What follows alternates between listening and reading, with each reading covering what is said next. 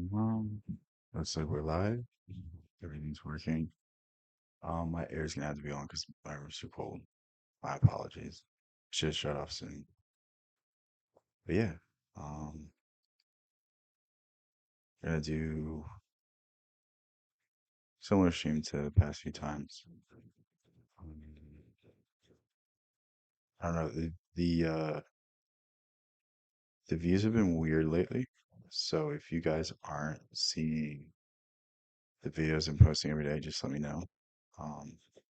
Not saying that we can do anything about it, but I'm sure there's a workaround. I just haven't thought of it.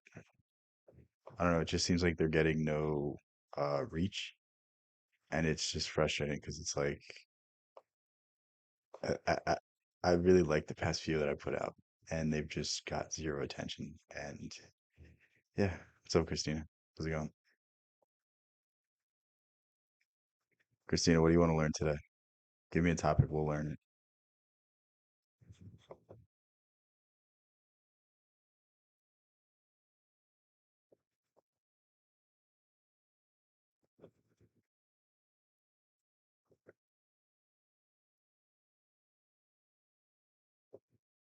Oh my God, I hate this touchpad. To get a mouse, this is so annoying.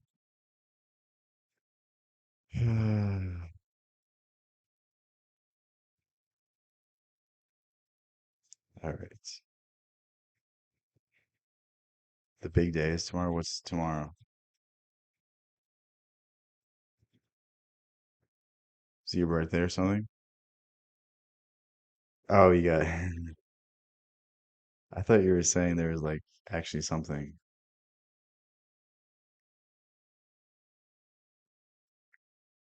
No. Oh, we can learn about love. Um, Relationships. Who's good for relationships? Let me think.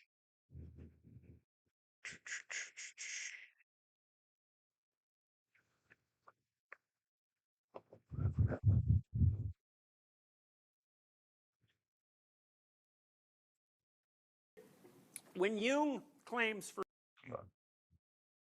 for example, that you throw the baby out with the bathwater when you're trying to develop and become a socially acceptable personality, that happens in a different way as far as he's concerned for each of the genders. And so one of the crises. So he's explained. This is. I'm heartbroken. I need a man. If you need something, you don't want what's coming to you. To get to the point where you don't need something, which just like addition. You can't search for happiness from someone else. The happiness needs to be supplemental. You can only be happy with yourself. You can only be happy with your own person. Anyone else that comes into your life, it should only be an addition. You need to be able to give all of yourself to that person. It only comes when you're good with yourself, when you're good alone. And saying you need someone, that means that you're not ready for someone. Jung would say that we pay, and that this is a very modern idea in some ways, for growing up as a distinctly gendered society, is that it's very easy for men to suppress and fail to develop those elements of their character that might be considered classically feminine, and it's difficult for women to develop and express those aspects of their personality that might be classically considered masculine. But so Jung believed that nested inside the shadow, in some sense, were the contrasexual capacities. So, for example, So right now he's talking about the unconscious. So what he's basically saying is that the traits that we aren't expressing, they become part of our self, and these things are repressed. And what really happens is when we repress these things, we think we're searching for these traits in someone else, but we're really searching for it in ourselves. We're really looking to fill the void that we have in our personality with someone else's personality. And that's why so many relationships break down simply for the fact that you can never gain love from something you're seeking from yourself. It'll never live up to the standard you have because the standard you have is inherently going to fail because you're asking for perfection from someone else when it truly is the only way you can provide this trait is through your own integration. for a man, given what we know about the temperamental difference between men and women, it may be that men could develop the capacity for true compassion and care if they could find that ability within what they've thrown out in the shadow. And women, for example, could find the capacity. He looks horrible right here. I feel like he's like 10 years older now, but he like look how puffy his face looks. It's not even just the quality of the camera. to be aggressive and assertive because that's part of what they threw out during their stage of their course of development because of its a priori categorization as inappropriate behavior. Now that doesn't What do you think I've been teaching you this whole time? How to love yourself. It's all about integration. We'll go into that mean next. that Jung thought that that people should be raised without any gender identity. That issue never came up for him. He just thought that once you had established a personality that was sufficiently developed to be acceptable socially and functional on the individual level, then you could have the opportunity to expand that personality and to take into yourself This is literally what I just said, but this is one of the most important things when it comes to relationships. elements of perception and thought and behavior that you wouldn't have had the sophistication to be able to handle at an earlier stage of development. I really wish Jordan Peterson still talked about stuff like this and didn't talk about politics. Like whenever someone goes to politics, they instantly become like a grifter because you have to sacrifice parts of your ideal to fit in with the political crowd, the political sphere. You inherently have to hide parts of yourself to be accepted. To be accepted as a right-wing individual, you have to, you know, be pro-life. To be accepted, you have to be pro-free speech. But like, you can't differ in any way on any of these issues, and that's why I think he's. I don't know. Maybe that's just his personal journey. Maybe he thinks the political sphere is he can impact it more, but I just appreciate these videos much more. Like the reason why I really used to like him because I used to watch these lectures. It used to be really interesting to me when I was a lot younger. But now that I've read all these things, it's really cool to like come full circle. And now I'm like, yeah, I know exactly what he's talking about. When I first heard it, I'm like, what is going on? Yeah. So Jung would say, perhaps, that if you're a male, you have to become masculine before you could become feminine. And if you were a female, the reverse is true. But that if your development only stops with a narrow and categorical gender identity, then there are elements that of Shadow only comes from society. So Jung's whole ideology was that society basically forces us and pigeonholes us to be represented in certain ways, and this comes at the sacrifice of individualization, and the sacrifice of individualization is what causes all of the issues when it comes to, you know, neurosis, psychosis, all of these issues, depression, anxiety. It really all just stems from you not being your true self. And again, it's like maybe it's a good thing that we have, a support system in this country. Maybe it's a good thing that we sacrifice a little bit of individuality for the greater good, but like, is it done in a way that doesn't harm us as individuals? Now that's the question that we get into, and I don't really think there's a good answer. I genuinely don't. I think it's a case to case basis, and I think some people can integrate themselves well in a society, and some people can't. Like, if you look at people that aren't integrated, it's the homeless people. Like most people that actually homeless people are integrated. That's a wrong assumption. Homeless people, they're just themselves. They don't conform to society, and this is why they're pushed out. But it's really hard to integrate yourself and still be a functioning member of society. And that's the never-ending battle that I think Young was really talking about. being that you could draw on that aren't at your disposal, and that will make you weak. So the shadow breaks up into the anima and the animus, and the anima is the female inside the male, so to speak, and the animus is the male inside the female. And Jung believed that he could see those partial spirits manifesting themselves in people's behavior. And so he talked about These are what year were you born? I'm telling you that. Um, I'm not telling people my birthday. That's not stuff we're gonna do. Why are you trying to leak my information like this? That's crazy. What he's talking about is you made me lose my point. So your anima animus, these identities, these things, these characteristics that you're not integrating, they're shaped by your parents. They're shaped by your experiences. For men, they're shaped by their relationship with their mother. So if they have an overbearing mother, they're going to seek that same kind of relationship in a partner. It's the same for a girl. She is going to have the relationship that she had with her father or lack of relationship. She's going to want to seek that out in a partner as well. So this is why it's really important to have a nuclear family. This is why it's really important to have good role models and good people in your life because unconsciously you're being shaped by these forces. A couple of typical behaviors that he thought were associated either with anima possession, so that would be in the case of a man, or animus possession in the case of a woman. And so he would regard, if you ever talk to someone who's female, who seems to respond to all of your propositions with nothing but argumentation for the sake of argumentation, Jung would regard that as a manifestation of possession by the animus. And if you ever talk to a man who is irrationally possessed by second-rate and futile emotions, then he would regard that as possession by the anima. Possession only happens when you lose control. That's when you see this. For the most part, people wear a mask. They don't give out their intentions, their true sides until something goes wrong, until something goes out of their control, and that's when you will see what he's referring to as animal possession. Sure, it can happen to really disturbed people, but for the most part, we're all kind of just conscious until we lose control of the situation, and then these forces come out. So, and you Sebastian. can see that if you watch for it, and if you believe in such things. The best thing to do when confronted with someone who's animus possessed is just shut up, because you're not going to make any headway, because the point of the argument, of an animus inspired argument, is to get you to argue, not to win, because by getting you to argue, the animus wins. That was pretty good. Okay, I'll watch this video. This is exactly What would be a so. practical approach for developing your shadow?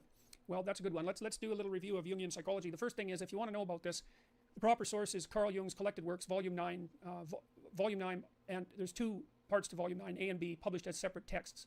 And Volume 9 is called Archetypes of the Collective Unconscious, and the other one is called Ion. But Ion is about Christianity and the psyche's relationship to Ion, or the psyche's relationship to Christianity. So that's really the book I would suggest.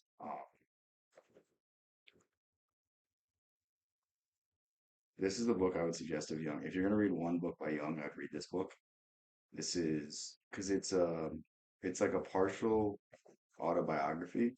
So he doesn't dress up the words in scientific terms. He doesn't really do things for the purpose of like trying to prove something. It's more so just his ideas, and it reads more like a philosophy book than a psychology book.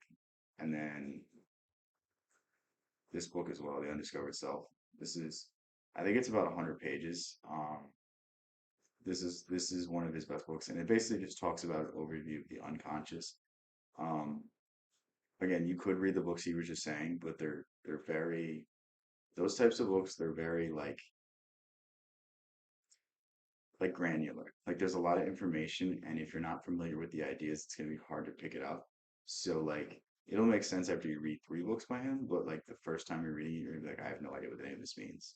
So I would say really just go at it from that approach. in Archetypes of the Collective Unconscious, there's a good discussion of the persona and the shadow. And the persona, It's in the first 30 pages. So if you want to read the first 30 pages of the book. you could say, is a good way of thinking about it. You know, you watch all those rom-coms where there's always kind of a beta male guy who's being real friendly and always failing miserably with the women because basically he's lying to himself and to them. He's a persona. And a persona is the face that you show to the world when you're trying to pretend and to convince yourself and others that you're, I would say harmless, but we could say a good person. But a good person isn't harmless. A good person is capable of, well, maybe a good person is capable of anything, but is. So what he's talking about is just the traits that we put forth into society.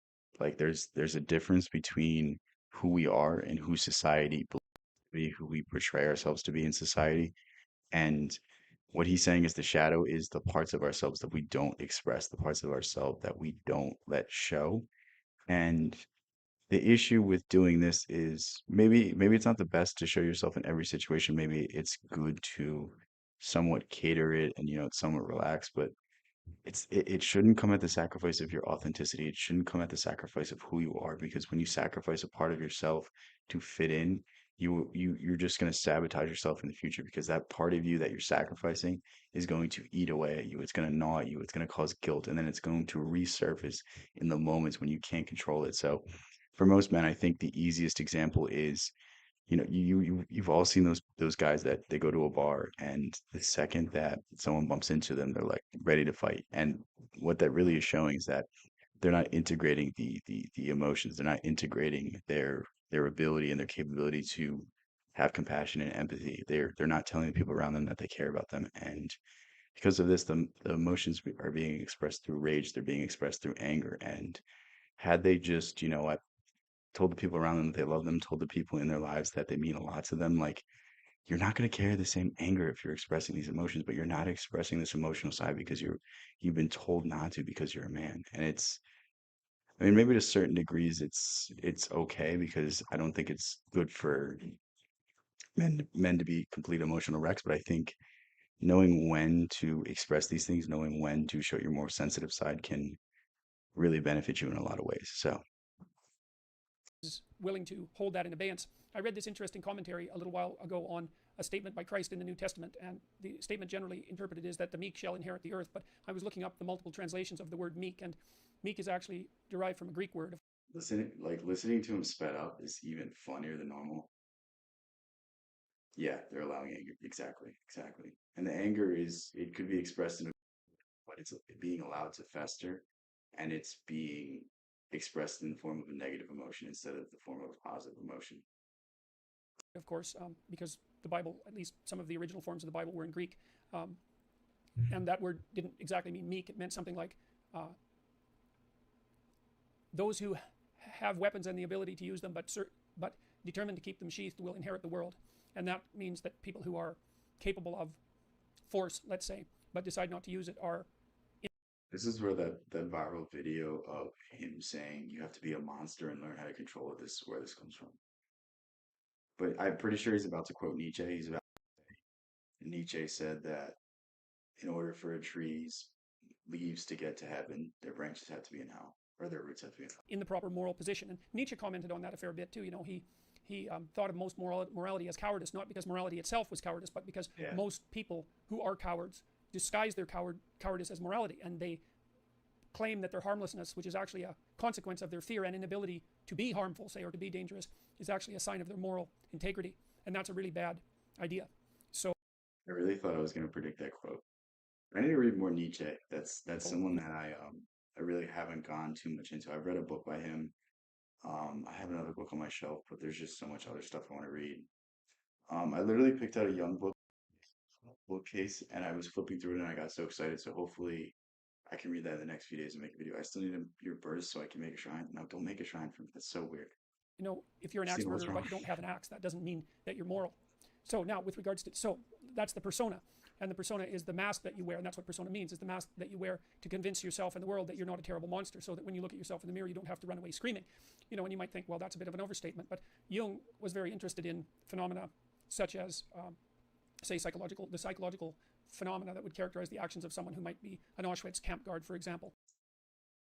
I don't know what he's about to say right now, but an important point that he just said was that the unconscious kind of shelters you from who you truly are.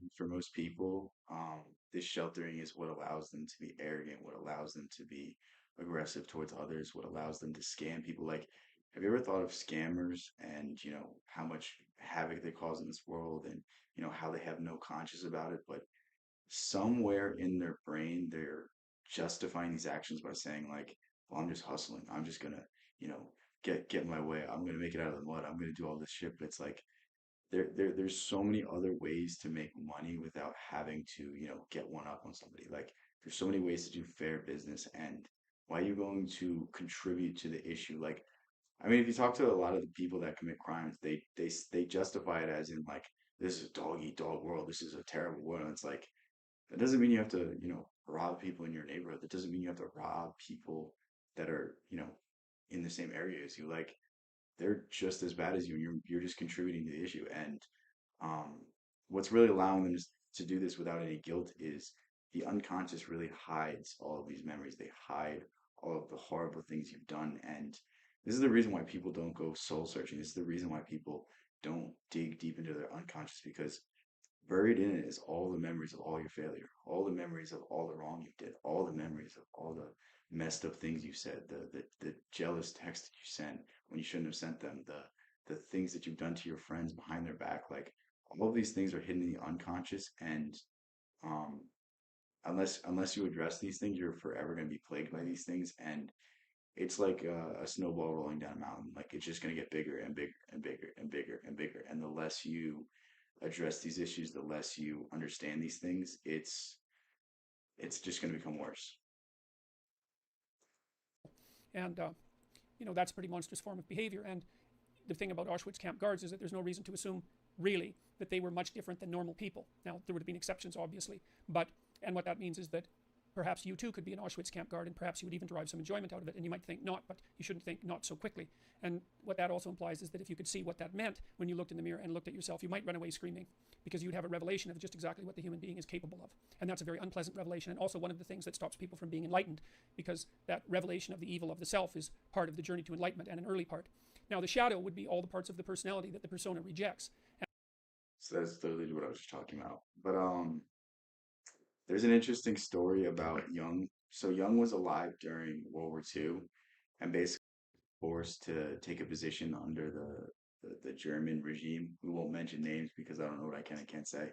But it really did damage his reputation because people were like, "Oh my God, you just switched sides," but really he kind of just was forced to go along with these things, and then he later spoke out about it. But it's crazy to think because we think of Jung as like such a influential figure, as such a titan in the terms of like the ideological sphere, and he lived not that long ago. Like that's just 2 generations ago, 3 generations ago, whatever you want to track it as. I think that generation's 21 years, so 5 generations ago, but doesn't doesn't seem that long. And that might be the aggressive element. Certainly, that's the case for people who are hyper agreeable. And now you can tell, I think one of the best, there's two pathways to the development of the shadow, and they're tightly allied with one another. The fundamental pathway is truth, and that's to face the bitter truth about yourself. But to break that down more particularly, you might think about that as the capacity to observe your own resentment. You're going to be resentful and bitter in many situations because you don't get what you want. And if you watch that resentment and bitterness, you'll see that it produces fantasies that can be unbelievably dark. And that can be very frightening, and you might not want to admit to yourself. If you like how Jordan Peterson does it, you should look into Young. I'm not sure if you read any Young, but it's Young ties it to like if you think Jordan Peterson's smart, no, like I'm not trying to tear him down, but Carl Jung is literally one of the greatest minds who ever lived. Like truly one of like you read his books and you're just like, this guy is so far above my intelligence. It's just unfair. And it's like, maybe that's not the exact thing you want. Maybe he would rather be a better speaker. Like Jordan Peters is a great speaker. I don't think I don't think he's as smart as Young, but I think he might be a better speaker. I haven't really heard Young speak, and Young didn't speak English as his first language, so who knows? But I mean, obviously Jordan Peterson basically took over the internet. Well, 2015, 2016. Like you have to have some talent to be able to do that. So, and again, you can argue like a lot of people say that he hasn't been the same since he put himself in a coma. And yeah, there's probably some neurological damage that really did hinder him. But I really wish he focused on this stuff still. It seems like he's more going the grifter route. Like, I mean, he literally works for Daily Wire. Not to say that that's a bad thing, but it's like if you're such an intellectual, if you have such a great mind, like why are you succumbing to the political sphere? Like, shouldn't you know that like the only way path, like the only way forward, the only way to a better future is through the individual, and political ideologies inherently go away from the individual. How much of a difference is reading Young versus watching YouTube breakdowns of his work? Um, I would say they're both good. The thing is, like, have you ever played the game of Telephone?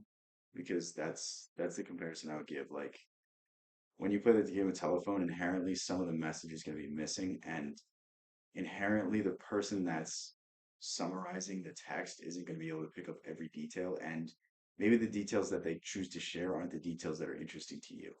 So, like, I would really urge you to, I don't know if you were in the stream earlier, but I would urge you to pick up this book and this book, Undiscovered Self, Memories, Dreams, and Reflections. Those are two of the easier books to read.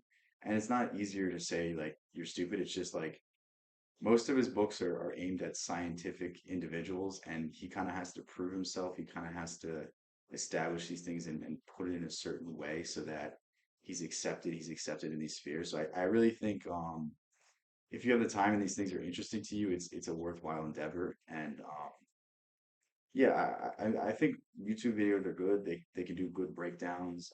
There's a lot of insightful stuff, but I mean, the other thing with that is a lot of the YouTube breakdowns are AI, so it's like that takes a little bit out of it. I always believe in um doing things for yourself. Like if you're interested in a source of information, why don't you explore it yourself? Because you're gonna get whatever meaning, whatever value you derive from that summary, you're gonna derive more from the actual text.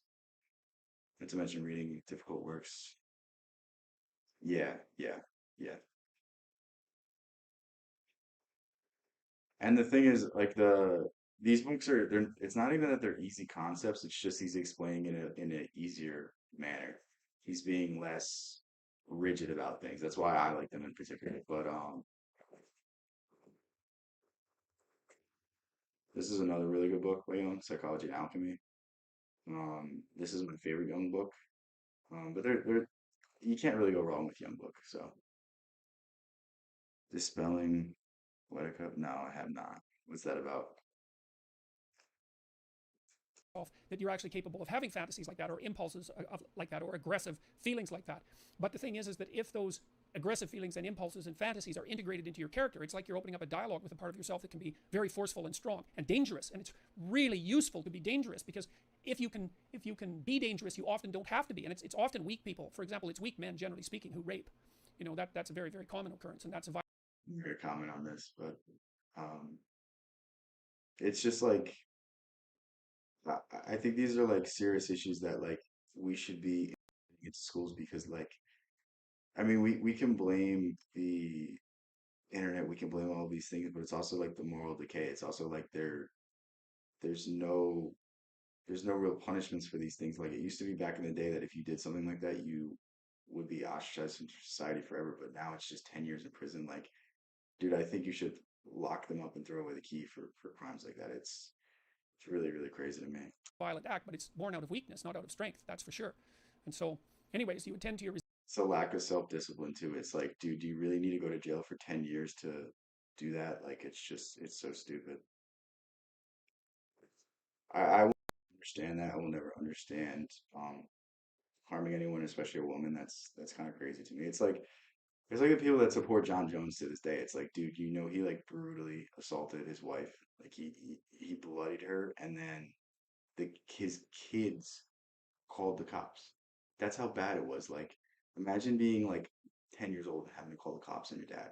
And then your dad's still so drunk that he smashes his head into the cop car. It's just like I don't know why anyone would ever support someone like this.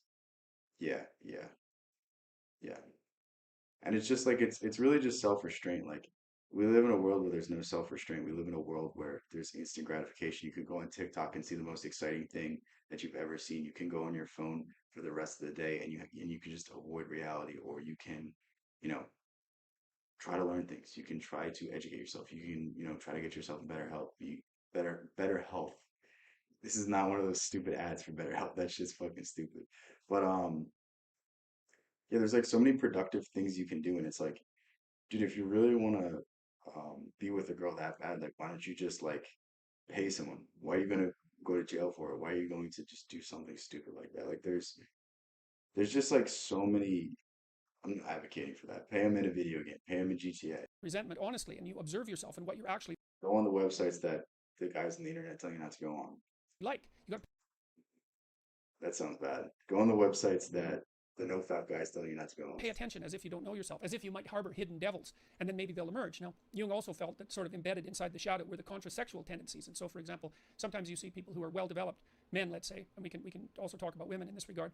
Men who've integrated their shadow often also develop a kind of peculiar grace that would be a consequence of not only allowing their aggressive side to step forward, but also their feminine and compassionate side that they may have kept squelched because of embarrassment about it, or because they'd been harassed for being weak, or any number of things. So, but the practical approach for developing your shadow, I would say, is to contemplate and consider your resentment and notice what it says, and because your resentment will also tell you what you have to say. You know, So a good tactic. I don't know if he's gonna say this, but this is one thing that I've really done is think of people you dislike. Think of people that, for whatever reason, just envy or you just overall like you can't put your finger on it, but like you dislike them and really think about it. And and find the positive angle of it. Find the trait in them that you envy. Find the part of them that you wish you had. And I don't I don't really deal with that many issues anymore. I don't really deal with anything but like I mean, think of people that you despise for being dumb. Like, there's a certain part of yourself that you wish you could be as naive as them. You wish you could go through the world and not really, grasp the implications of things. Like, for many people, like I think atheists especially, like they envy people who are religious. They dislike people who are religious because they have a deeper purpose. They have a deeper meaning. And even if it's not true, even if there is no God, like they still live a happier life because they have something to cling on to. They have something greater than themselves, and atheists don't see anything greater than themselves. So it's like there's all of these things, and for me particularly, like one of the traits that I envy in people is I don't dislike lazy people, but they annoy me. And for the longest time, I would just be like, oh, I'm just so disciplined. I'm just so this. I can't stand it. And it's like the truth about it is like I wish I could take my foot off the gas. I wish I could relax because it's not good to be turned on at all times. It's not good to have to go, go, go, go, go. Like after this stream, I'm literally gonna read. I'm gonna finish the book I was reading. I'm gonna stay up till probably 1 a.m. finishing this book when I should just go to sleep. And it's like I'm forcing myself to do action that's not necessary. I'm forcing myself to do things that I don't have to do that aren't beneficial to me just for the sake of doing things. Like we've all been in a job where we're not doing essential work, but we're just doing work to seem busy. We're just doing something so that when our boss comes by, they look at our screen and they're like, all right, this guy's working. And it's like, how much of this is necessary and how much of this is we should be relaxing. We should be allowing our brains to recharge. We should be allowing our creative abilities to start flowing again because when we force things, when we force action, when we force movement, when we force progress, this is when we have the least capabilities to be creative. So um I haven't gone over this in a while, but when you're integrated, that's when you're the most creative. When you're being creative, that's when you're completely integrated. That's when you have the powers of the conscious mind, the powers of your memory, combined with the powers of your higher faculty, your authentic self, your Christ consciousness, your collective consciousness, whatever you want to call it. Like the integration of these two, when they're combined, when you're in a flow state, that's when you are the best worker, and that's when you can work the least and get the most done. Um, I don't know how many of you guys like really focus on flow states. I don't know how many of you guys focus on these things, but that's a good sign that you're integrated if you can go in and out of a flow state very easily. So look at what happened at Google this weekend. James Damore wrote that memo, and you can imagine he was pretty angry and perhaps even somewhat resentful at having to attend that diversity seminar. And I'm really just using this as an example. But what he did was decide that that meant that he had something that he had to say, and then look at the consequences of that. Man, it's absolutely unbelievable. And so if you're feeling oppressed at work, or you're oppressed in your life, or you're oppressing yourself, then you got to notice that you're feeling oppressed. Then you have to notice that you're feeling resentful and angry and bitter, and maybe even like Cain. It's also not about taking big action. It's about taking small actions that can make a big difference because um, there's something about your mind when you try to make it that it resists it. Like it almost creates a bigger shadow.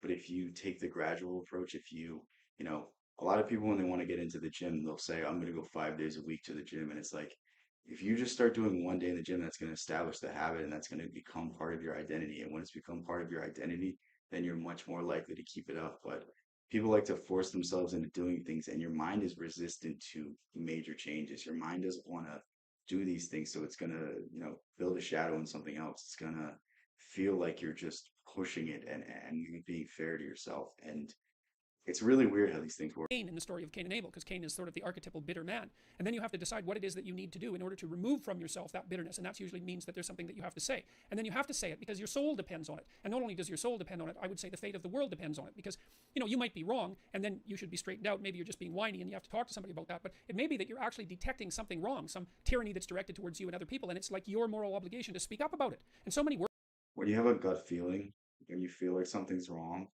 what that basically is your subconscious telling you that um, you need to make some sort of change. You need to make some sort of adjustment. You need to be cognizant of something because something's going on. And we oftentimes ignore our gut feelings, and it's always for the detriment of us because your gut feeling is always correct and your gut feeling is always onto something. It's just, are you able to perceive the sign? Are you able to understand the message? And for the most of the time, you can't. but when you can, it's a tremendous breakthrough, and it's really something that can, drive a lot of change in your life. Workplaces become toxic, to use a terrible cliche, because the people in them won't speak up for what they actually want, or they speak up too late, and then they're all twisted up about it, and they're torturing other people because they're so unhappy, and so forth and so on. So, practical approach for developing in shadow fundamentally is radical honesty, and Jung said that a genuine moral effort was a good substitute for psychotherapy. So I have a friend. He's a really good friend of mine, and I've known him since I was in college. And he's a tough guy. I mean, You go put phone right back.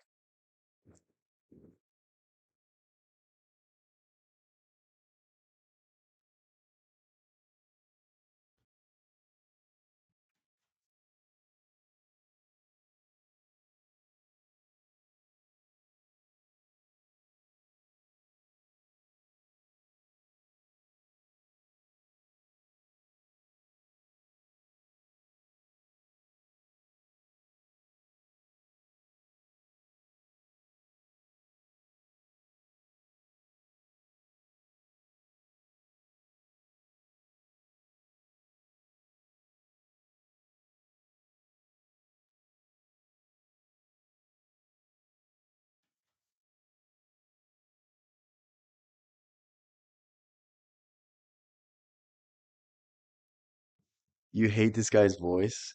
Damn, I mean, we could switch. Did you just send the video? Oh yeah, we could do that too. If it's as long as it's not some weird shit, we can react to Discord videos. Um, but yeah, I'll look at that right now. Where you send it videos? Um, copy text. Yeah, okay. If this is a weird video, I'm gonna turn it off and then that's the punishment. If the video is weird as hell, then we are that's what's gonna happen. But yeah, we'll try it out. Christina, that guy hates your voice. It's also sped up too, so it makes it so much worse. What's up, Jessica? I don't know if I said that right. Mike, thanks for the 5 bones, pal. Don't give up on philosophy. Leaving the fate of your soul to chance, choice, or chance? No, it's just. Speed this up. Once you start watching videos at 1.5 speed, you can never go back. Even even my own videos, when I watch them back, I speed them way up. Philosophy. Everything you need, everything you. Look, I'm not a master of philosophy. I mean, I am in some ways, but I'm not. I haven't read all the books, okay? What I've learned in my life is reading bad books is not good. The Bible will give you more. Sacred texts will give you more than some guy who, after he wrote his philosophy books, set himself on fire and then hanged himself. Or another guy. It's just annoying. Christina, you're annoying. All this philosophy I wrote, burns all his works, put a gun in his mouth. I mean, look, sometimes that happens. But I'm telling you, look, maybe I'll get to it. Maybe I'll get to it. Maybe I'll get to that stuff. But I'm reading sort of simpler stuff first. Yeah, Proverbs, nasty. When I read Proverbs, that changed my life about a year. Proverbs is really good. It's really, really good. If you're gonna start with one part of the Bible, maybe start with Proverbs. The thing about reading is most people they start reading at the beginning of the book, but the beginning is not always the most interesting thing. So like I was saying this earlier, I don't know how many of you guys were here, but I picked up a book off my shelf and I was scrolling through it like I was flipping through the pages. I don't know why I said scrolling. I'm online too much, I guess. But I was flipping through the pages and I was seeing all these cool ass pictures and I'm like, I cannot wait to read this book. And it's like we should almost give ourselves that out. We should almost give ourselves that ability. And especially a book like the Bible, it doesn't have to be read in order. It's the same thing with any self-help book. Like, what's a good example? Think and Grow Rich, you don't have to read in order. You can start like you can just organize planning. You can start on this chapter. You know what I mean? Like we don't have to read books in order. We can read the most interesting part. We can read the most applicable part. Same thing with 48 Laws of Power, 33 Strategies of War, Laws of Human Nature. Like you don't have to read these things from start to finish. If they're compartmentalized enough, it's fine. And the Bible is a book that's compartmentalized. So Year and a half ago, I read that. I said, "Oh my God, there's no point reading. There's no point reading things outside of the sacred text. There's really not. It's just it just depends on I don't agree with that because there's a lot of books that help you understand the sacred text. There's a lot of books that give you a better interpretation because um, there's the esoteric meaning and there's the historical and more literal meanings. And you're never really going to understand the esoteric without studying certain ideas, certain philosophers, certain people who have studied the context and the history behind the people who wrote these things. So I don't necessarily agree with that completely. I agree with it to some degree, but I don't think it's necessarily a end all be all. Where you're at and your fortitude or your, I don't know, how awake you are, how woke you are. I mean, I know the words have been co-opted, but I don't care. How woke you are, how awoken you are to recognizing a true system of control. That is a sort of a prerequisite to being able to process real wisdom. And all the real wisdom you need has been written thousands of years ago. They're in the sacred text. You don't need to read a single thing to get wisdom, but it's just our brains aren't capable of it. Um, you could gain wisdom just through introspection. That's the only. There's a lot of people with knowledge, but there's very few people with wisdom. Like think of your college professors or think of your high school teachers. I'm sure they have statistics memorized that you can't even imagine. I'm sure there's things that they could teach you about that you'd be like, all right, that's kind of cool. But then you ask them what's their salary, and their salary is like maybe 200K, and it's like if you have that much knowledge, you should be a millionaire. You should be a billionaire. It's really through understanding knowledge and learning how to apply it to life and being introspective and you know rewiring your brain, refocusing, repurposing the events throughout your life, and being able to emotionally detach and be able to observe yourself as a bystander to your life and being able to direct yourself to a better future. You don't need anything else. Everything else is just a waste of time, in my opinion. The books worthwhile are the ones that bring you to the Holy Bible. I mean, I understand that. The works of C.S. Lewis, Dostoevsky, among many others. Your recommendation of the Space Trilogy saved me. I really appreciate that, man. C.S. I like Dostoevsky. Dostoevsky's good. I haven't read any C.S. Lewis, but I plan on reading him eventually. Um, Again, it's we all have our own path, and the path to, I guess, for lack of better words, enlightenment or some sort of wisdom or some sort of better life is the Bible. That's all you. That's not really my opinion. I think you can find these things through other means. I don't think you necessarily have to read the Bible, but if it's that meaningful to you, then do it. Like I'm not gonna sit here and tell you something that works for you isn't right, something that works for you isn't correct. Like if you have a diet that's opposed to mine, but you're in tremendous health and you have no adverse issues, then do it. I'm not gonna, you know what I mean? Like I'm willing to admit that we have unique needs and unique individuality that makes us different and makes us need different things. So yeah. Lewis was a bona fide, real deal. Real deal. He was real deal. He was no joke. People say, you ever read this philosophy, this, that philosophy? I'm like, what about C.S. Lewis? There you go. Yo, Tatester. Thanks for the 10-pound pal. Thanks for streaming, man. Picked up Past Master by Lafferty. Been trying to get more into fictional pieces. Fiction is where it's at. All right. So damn, I don't like what you just said. Fiction is not necessarily where it's at. It depends on the fiction. It depends what kind of book. It depends who's writing it. Is it a story just to sell things, or is it a story to symbolize some greater part of humanity, some greater work? Like if you read The Alchemist, there's something in The Alchemist that will teach you more than any philosophy.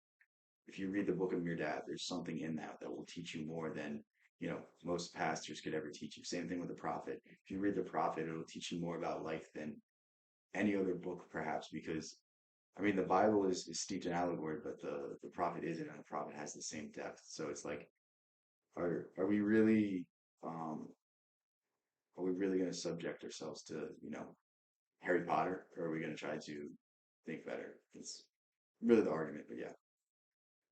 I'm telling you. Fiction. Nonfiction is the worst. Fiction is where it's at. I'm telling you. But also reading more sacred texts as well. Sacred texts and fiction are the only things you need. I haven't done to Past Master yet, but I do have it. There's only a few philosophers I think you should read.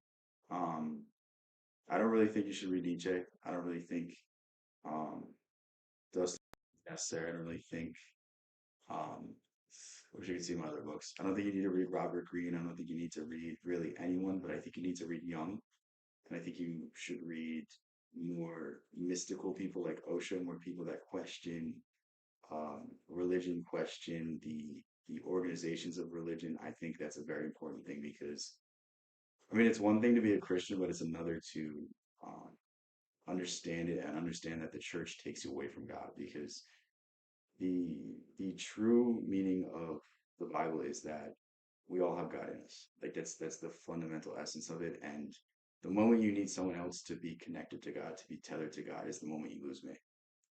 Why not Nietzsche? I just think Nietzsche is a pathway if you're not already believing in something, it's going to take you away from any sort of faith. It's going to take you away from any sort of good things. Like I read Nietzsche, and I'm very interested in his criticisms, but I think Nietzsche is going to lead some people astray just for the fact that he's so convincing in his deconstructions that if you don't have a strong sense of faith, he's going to take away from the faith altogether. So it's something that if if you really are delving deep into these subjects and you really are interested in the things that he's talking about, like Nietzsche does a great breakdown of free will. Nietzsche basically says that we don't have free will because every decision we make is in some way colored by society, in some way colored by our experiences and the things that have happened to us. And because of that, do we really have free will? Because our all of our decisions are based and influenced by external forces. So is that free will? And I think that's an interesting point, but at the same time, like we can also deconstruct all our beliefs and shape them to actively promote free will, to actively change these things. Like he doesn't really take the flip side of things. Like it's easy to say that we're influenced for bad, but we can also influence for good, and we can actively shape our environment. We can actively shape the people in our lives, shape the ideas we have. We can change our states of consciousness. We can get into flow states. We can get into meditative states where we have no ideas, where we have no preconceived notions, where nothing exists except the present moment. So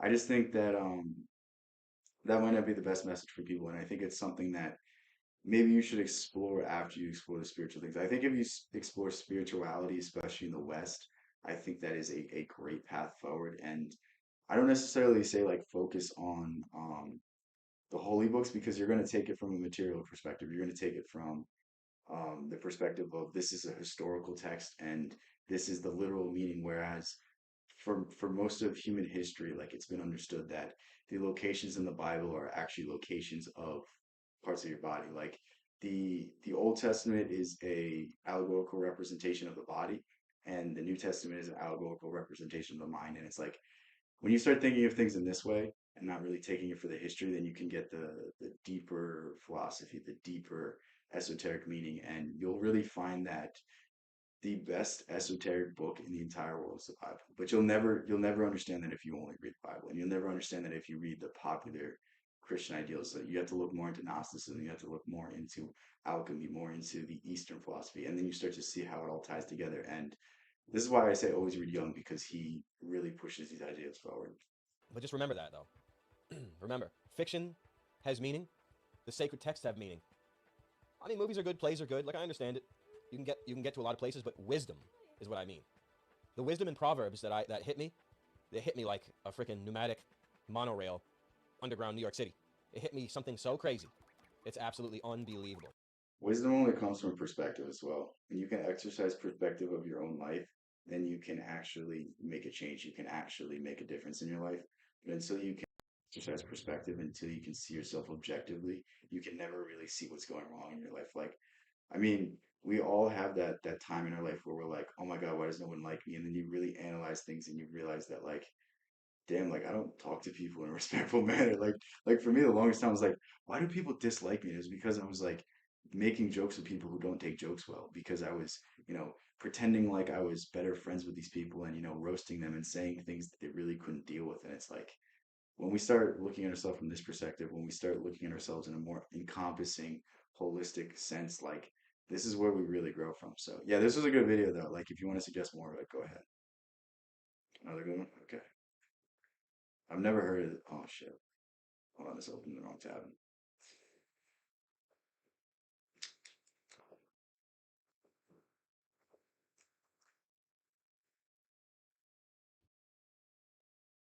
Sun. And nothing changes under the sun. I don't know if that's a saying there. Nothing new under the sun is most obviously from the Bible. Nothing changes under the sun, though. I don't know if people are exactly ready for that philosophy. I got better, Ope. That's true. Jung said that we all are pulling from an endless pool of collective human unconscious, and no new ideas are discovered. We just rediscover them or repurpose them. And when you can access this collective consciousness, this is when we get the ideas of Tesla. And if you really want to get like tinfoil hatty, some people think that the ancient Egyptians had technology like Tesla. They think that the pyramids were power plants in the sense of like a Tesla coil as well. And I mean, it's interesting to see that, like, I mean, maybe Tesla didn't even really come up with these ideas. He just understood ancient occult wisdom. But it's myself that's gotten better. Just like I'm saying you only have power to make yourself better, I've made myself better. It's the only thing you have power over. What you think, and in turn, how you feel. Not the other way around. Feeling doesn't come before thinking. The thinking comes first. Thinking comes first, not feeling. You don't have to Everything's created twice. It's first thought, and then it's created in reality. And when you know that the mind is the basis for everything, when you know the mind creates everything, then how important it is to control your mind. Um, I like the guys. I like the stuff this guy's saying. It's pretty interesting stuff. get dragged around like by the nose or your genitals or anything or your reptilian brain or anything like that. Universal solipsism. Everyone's living in a Truman Show. Our relationships are genuine because they're what you make of them. So we're all in our own play, basically. We all have our own experience. We all shape our own realities. But you need to understand that we all have pieces of God inside of us. Like we're all fractured beings of God. We all have the ability to raise ourselves up and become godlike. So inherently, we're all the same. Inherently, we all have the same capability. So this is why we have genuine relationships. Because when you can see parts of yourself in someone else, then you love that person. Like even in your worst enemy, if you can see good characteristics, if you can see good traits, that's basically you admitting that the universal is true and that the universal collective is really what binds us all together and what makes us drive forward. So looking forward to when you have a mic. Feel it. Do you mean like this? My bad. It's just annoying. That's too loud. Um, is that better? My bad. I was just like if I move it, it like makes noises. I have to get a better setup. And like my room makes too much noise. I need to find like a better system. No, the thinking comes first. And as the years go by, you start to understand nothing new under the sun. You start to really understand what that means. When you truly understand what that means, nothing new under the sun and nothing changes under the sun, you are able to define reality. I remember that there's the Beatles song where it's like nothing new can be done. What are the lyrics? Hold on, yeah, I'll hold it up in a second. Don't look at my spelling.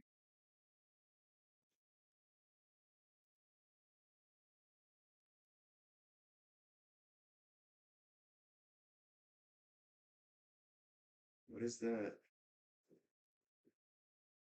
Okay, never mind. I can't find it. I have to go. My mom is taking my phone because I dude, just go on your laptop. Reality. That which is indefinable or undefinable is that which is unassailable and invisible. But there are good things. There are things that make you smile, and there are things that make you wish you were dead. I like This is absurdism what he's talking about. This is literally what he's talking about. That the less you can explain something, the less you can understand it, the more you kind of just have to smile at it. The more you have to be like, oh, this is how it is. You can balance. Eh, then this chair is just terrible, and I can't move furniture into this apartment.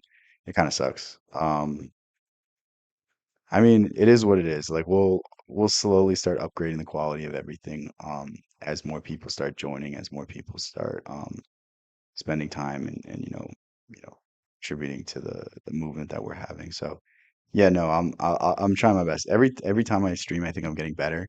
I'm learning how to do new things in terms of like the Streamlabs. I literally just learned how to react to stuff like 2 weeks ago, so just be patient.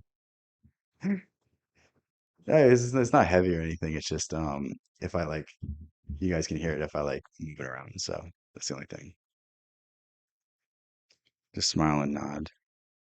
Feels like toxic bypassing. I mean, mm, fundamentally what he's saying is that happiness is a choice.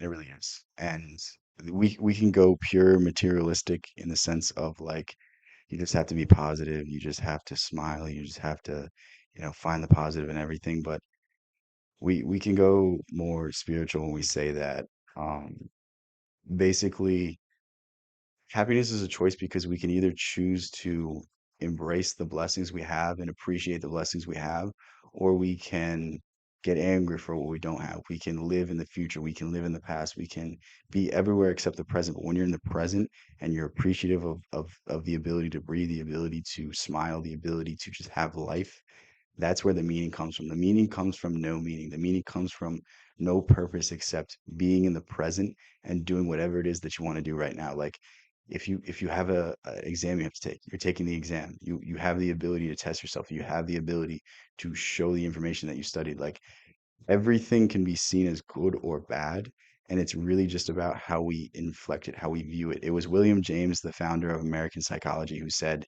facts aren't as important as attitude. And what that means is the way we approach things is always more significant than the actual instances. We all heard the story that there's the people whose parents were alcoholics and they drink and they say, well, the reason I'm an alcoholic is because my parents drank.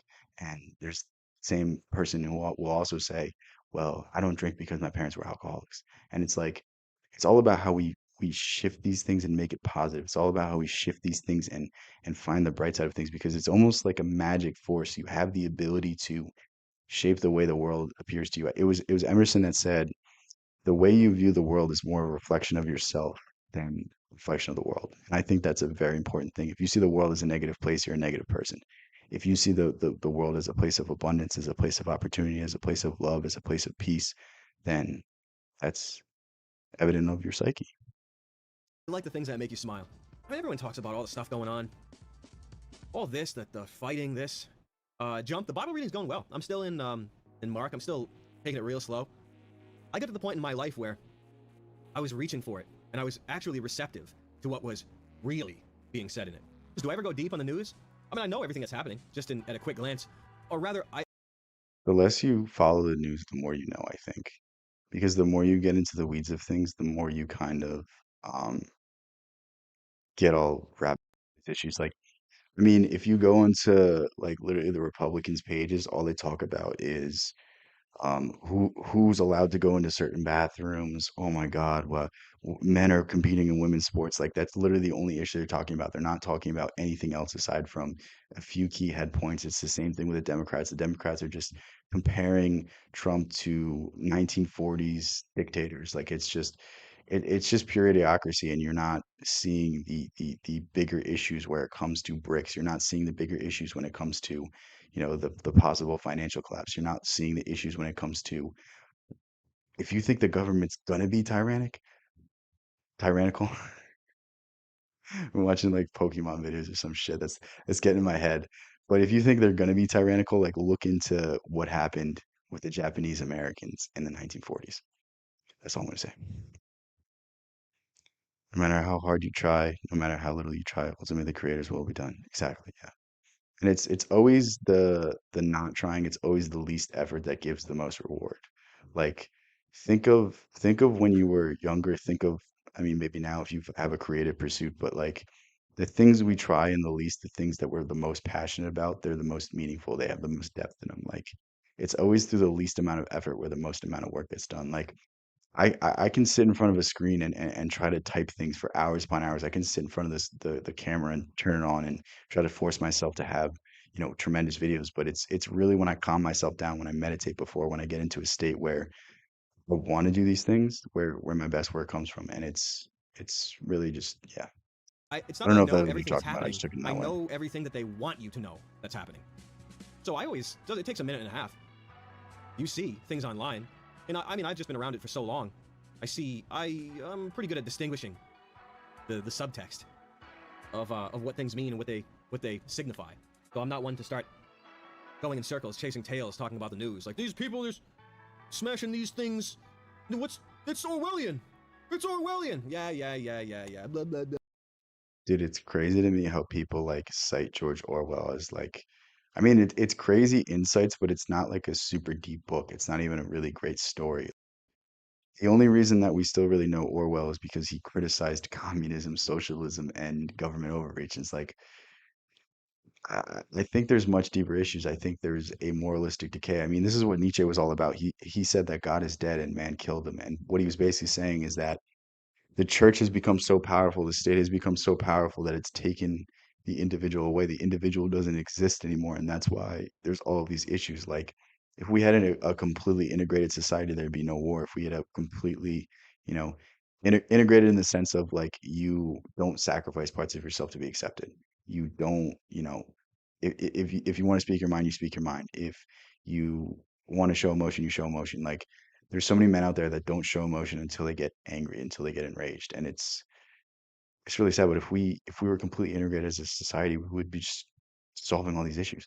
But the entire point of society is trying to fracture you. It's trying to fit you into a box. It's trying to say you can only do this, you can only do that for the greater good of the society. But it's almost like a juxtaposition. Like the greater good doesn't come at the expense of the individual. The individual should contribute to the society as a complete individual, not as a fractured one. And if we go from the perspective of trying to bring a bunch of fractured individuals together into a collective, like it's just going to fracture into all of these issues. There's homelessness, there's drugs, there's crime, there's all of these other issues, there's war, there's just terrible things that go on because of the lack of individuation. Just talking for nothing. It's Orwellian. This shit's Orwellian. Obviously, no one gives a damn. There's no. When you start to read, when you start to expand your own mental capabilities, when you start to, I don't know if deprogram is the right word, but when you start to I, ideas that are your own, when you start to integrate these better minds into your mind, you can't even watch the news anymore. You can't even watch the political pundits because their points are just so dumb. Like they're literally just talking nonsense. There's nothing behind their statements. There's no philosophy. There's no authenticity. It's just literally like this is gonna get me clicks, this is gonna get me views, and this is gonna get me pushed more in the algorithm. So I'm gonna say it. And it's like, I mean, I do really like this guy's videos. This guy's pretty cool. I'll subscribe to him right now. Pretty interesting. But yeah, no, I genuinely like these video suggestions. So like if you have any more of them, keep them coming. I like these things. But yeah, sense talking Orwell. What's the point? What's the point of talking Orwell? What would even be the point? Who would care? Oh, that's what I was getting into.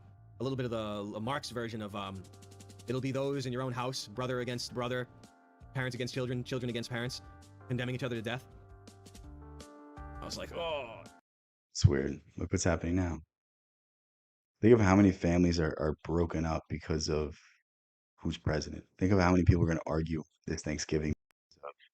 You know, people getting enraged by what's said on Twitter, what's said on the news. I can't listen to TV news ads. It's all, yeah, yeah. Only real people speaking in an authentic way. Yeah, the thing is, I mean, it goes back to the point I was saying earlier. Like we we're all influenced by people, and if you choose to be influenced by people on the news, you're going to inherently not be a complete individual because you're well informed, but you have no depth. All you know is the political talking points. All you know is the facts of whatever happened. But like that doesn't mean you've read the Constitution. That doesn't mean you understand the founding doctrines of this country. That doesn't mean you understand we're not a democracy, we're a republic. That doesn't mean you understand anything about the workings of the government or why Roe v. Wade was overturned. Do you guys want to know why Roe v. Wade was overturned? Because it was bad law. Because Roe v. Wade was basically the courts stating law. The courts do not create law, the courts interpret law. This is not my opinion. This is Ruth Bader Ginsburg's opinion, a feminist icon. This is not just me talking out my ass. And it's so frustrating that we are here saying, oh my God, this is the worst thing ever. Roe v. Wade getting overturned is terrible. It's like the Democrats had an opportunity to nationalize an abortion legislation that would basically ensure the rights of the people, even though it's a state issue. Like, but they didn't because it's not a winning issue. And it's just such a dumb argument that people think their rights are going to get taken away. It's like it's not a winning argument. However much you think these people care about your reproductive rights, they care more about staying in these positions of power because that's all that matters to them. All that matters to them is some some legacy, some dollars in the bank because they think this is the only thing that gives them meaning. They think that material things are the only thing that matters. Like I mean, it's really the point of Camus or Camus, however you want to say it. It's really just that the more you try to succeed, the more you try to conquer, the more you sacrifice your entire life to not be remembered in the end of things. Like, dude, Alexander the Great took over the entire fucking world, and people barely remember who he is. People remember the Kardashians more than they remember Alexander the Great, one of the most influential individuals throughout the entire course of history. And people do not give a fuck about him. Like, do you think they're gonna give a fuck about you? No. That's why we have to stop chasing all these material things. And it's like we're ruled by people that value material possessions over everything else, and inherently they're not going to represent our interests because there's people with deeper pockets than us that can influence them, and that's the big issue with politics. And that's always going to be the issue with politics because the people that want to get into politics are the people that want to be remembered, the people that want to leave a legacy, the people that want to feel like they did something on this world. But the truth is, none of us have any meaning in the grand scheme of things, and all we can do is just try to be a drop in the bucket and just find purpose, find meaning through family, through community, through worthwhile endeavors. It's really that simple. Like the truth is like in 1,000 years, people are not going to remember who Donald Trump is. You think they're going to remember who you are? In 1,000 years, like we're all going to be dust. Our bones are going to be dust, and it's like what's going to matter more, some arbitrary title or the entire lifetime you spent devoted to your family, the entire lifetime you spent devoted to your community, and really smiling each and every day. That's the only meaning you can get in life. That's the only purpose, the only value you can derive in your life. It's not guided by material possessions. It's not guided by anything except this. But yeah, my bad. I haven't read the chat in a while. What's up, Hidden Audio?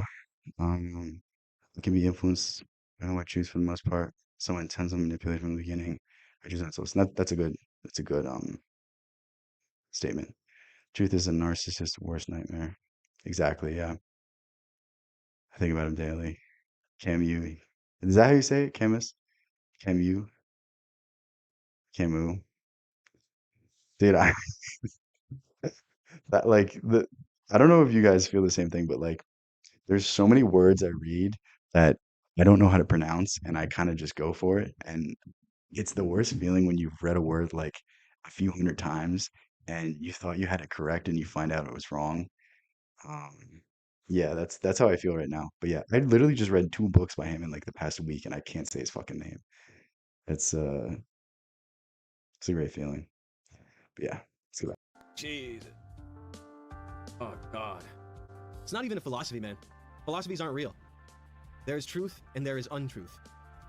That's why I don't read. That's why, I mean, I know what you mean. I know what you're saying. That's why I don't read philosophy. That's why I don't read Modern philosophy is stupid. Sorry, anyone that's a fan of philosophy. I think modern philosophy is good in terms of a social critic. Like we can all criticize society. We can all find the flaws in society. I think the more esoteric philosophy where it starts to interpret metaphysics, it starts to interpret these deeper ideas that are in every single belief system in every single religion. I think that's useful to study. I mean, Hermeticism is one of the most beneficial things to study because you understand how the world at large works. You understand how these things have been carried since the beginning of time and they still exist. And it's almost ironic, like reading Nietzsche, and he doesn't mention God at all. He doesn't mention any sense of faith. He doesn't mention any superstition. Like, how can you analyze the human psyche? How can you analyze the human experience without even giving recognition to the fact that people believe in things? You know, people believe in ghosts, people believe in aberrations, people believe in luck, people believe in these things, and that motivates a lot of decisions. And to not even address these issues and not even address them in a even in a skeptical way, I think it's insane to me. I mean, that's the issue with Freud a lot too.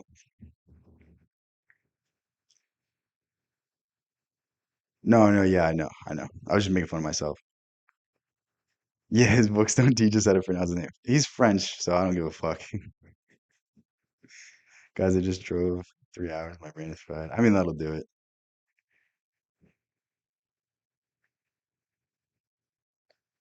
Apocalyptic movie symbolizes karma from killing eating animals. Do you want to hear something really crazy? So this is the esoteric um, interpretations of eating animals. So back in the day, people used to be more one with nature. People used to be more cognizant of nature and not trying to take more than they needed to. So this goes back to the Native Americans where they would use every part of the animal. They'd use the skin, they'd use the organs, they'd use, you know, they used what did they use to make their bows? I think it was an organ, right? Like they used basically every part of the body. They used the bones for weapons and utensils and everything. And they basically said that like there was a time where animals would like literally let you kill them because they would literally just come up to you and you would ask them like, "Can I use your meat? Can I use your body? I will respect you." And in a next life that you can do the same thing for me. And it was almost like the universal would give you these things, but we became so greedy, we became so obsessed with profit and so obsessed with, taking more and taking more than was necessary that these things no longer exist. Yeah, intestines, yeah. Yeah, and I don't know how true this is, but it's probably something closer to that than what is now. You know what I mean?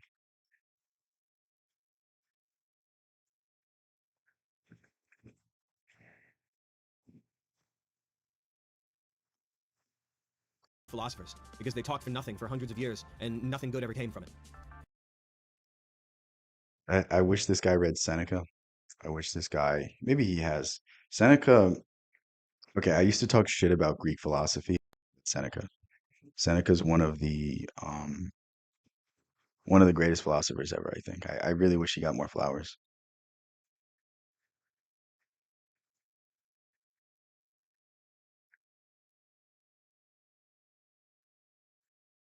That sounded like domesticated animals. Yeah, so I don't know what that means. That's why That I don't, philosophy stuff makes me puke. That stuff makes me puke. Philosophers are the worst. Just they C.S. are, Lewis. they are. I Mystics are the way to go. Listen to Manly P. Hall, listen to people that have some sort of theistic background, some sort of belief in something better, because that's truly the only way to analyze a human being. Like, I mean, maybe I'm gonna try to say it. Maybe Camus, I think this is throwing me off. This is throwing off my point, but I think he has interesting applications. I think he has interesting ideas. Same thing with Nietzsche, but I don't necessarily advocate for studying them because they're going to take you away from the fundamental part of life, which is we are all connected. We all have a deeper meaning, and the deeper meaning is lifting each other up and allowing ourselves to grow and allowing ourselves to unfold parts of our personality which we haven't experienced. Learning from every lesson, and we're here for a reason, and everything happens for a reason, and we have to figure that out. We have to figure out the lessons we need to learn, and bring up the people around us, bring up the people that mean a lot to us.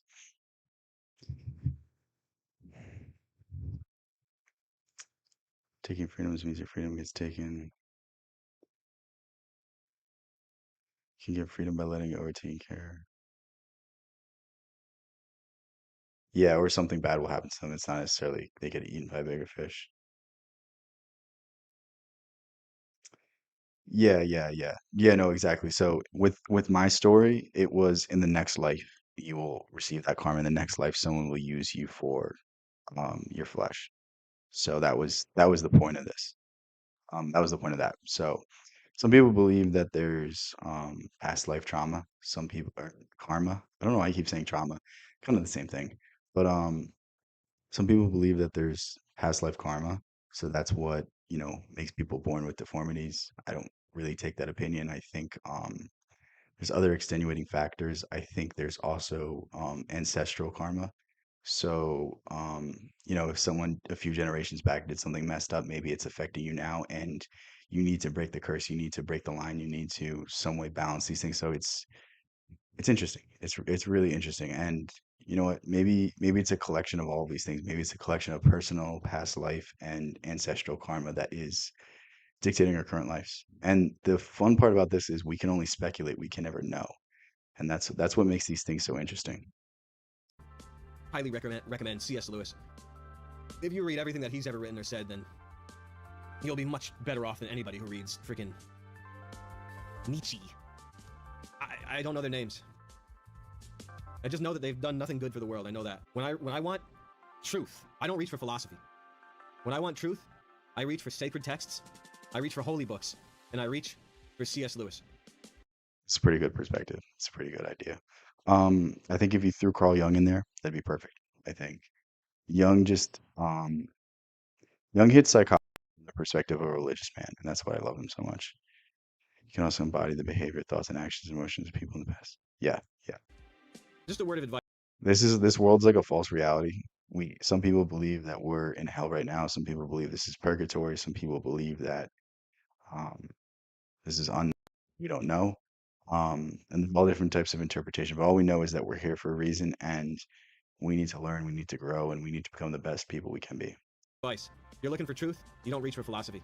You could spend 30, 40, 50 years. You could spend an entire lifetime just reading what Gotcha. I don't do those. I don't like advocate for those things. But if that helps you, that helps you. That's not something I'll ever personally do. But you know, what, if it gives you growth, if it is something that works for you, as long as you're not hurting anybody, I can't fault you. what freaks have read Yeah, over the there is a lot centuries. of good Who cares? results from that stuff. There's truth and then there's wind.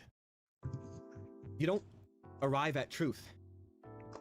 We read a case in law school that was basically saying that Native American tribes couldn't use ayahuasca for their rituals, and they were very angry with it. And it was basically like it was crazy because it really did violate the First Amendment, but it was weird how they weren't allowed to use these drugs that were used for thousands of years. I don't know what that is, somatic.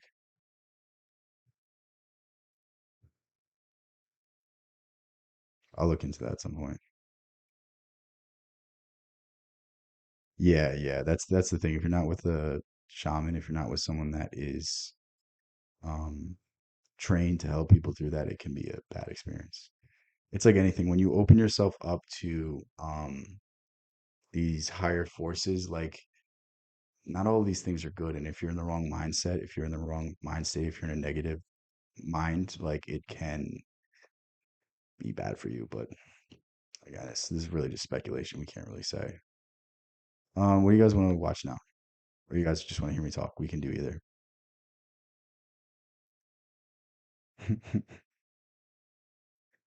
I don't want to get in trouble. I'm not going to react to that video. I don't know if that'll get me banned agreeing with that guy.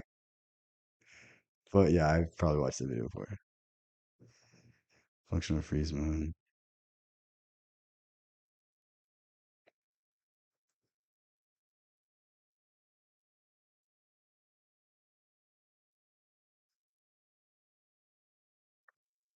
Thought of the spirit saw it once, but was actually deep freezing dead now. Like sleep paralysis.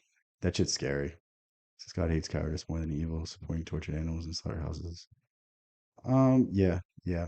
I think it should be done in a more natural way if we're gonna eat meat, and I don't think I mean there's the argument that these animals wouldn't live a good life in the wild, but they also scare the animals before they kill them, so it adrenalizes the meat, so it literally tastes worse. Yeah, I mean, you can still have good ideas if you're controlled opposition. We were watching earlier videos. I really only clicked on this video because it was Robert Greene and Jordan Peterson. But yeah, I agree. The carnivore diet doesn't properly get rid of toxins in the body. It doesn't allow your body to flush out the things that it can't absorb. So it's really detrimental in that way. Yeah, hold it. My bad. I just let me get more platform before we start getting me possibly in trouble. You know what I mean? Like, we'll just say that, right?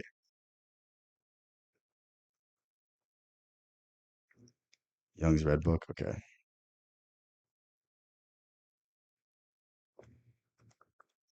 I only know what it's about. I haven't read it yet. There's just so many things I'm trying to read. Uh, this one looks good. In this video, we'll cover psychologist Carl Jung's legendary Red Book, which chronicles the search for his lost soul through vivid confrontations with.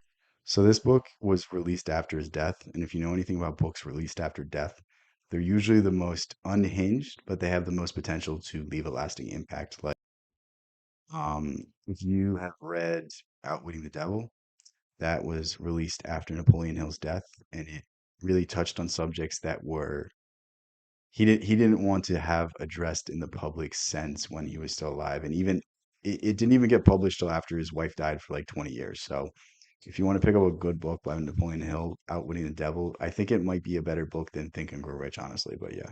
with his unconscious mind. Almost a century after its conception, and after years of negotiations with Jung's estate for its publication, Red Book editor Samuel Shamdasani summarizes the work. The overall theme of the book is how Jung regains his soul and overcomes the contemporary malaise of spiritual alienation. This is ultimately achieved through enabling the rebirth of a new image of God in his soul.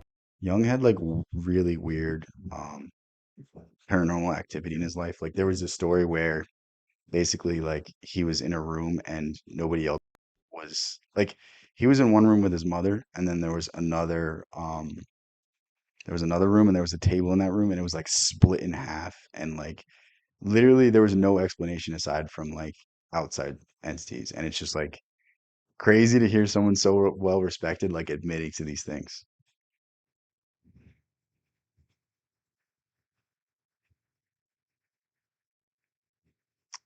Also a lot of priest class and people of various societies like lions.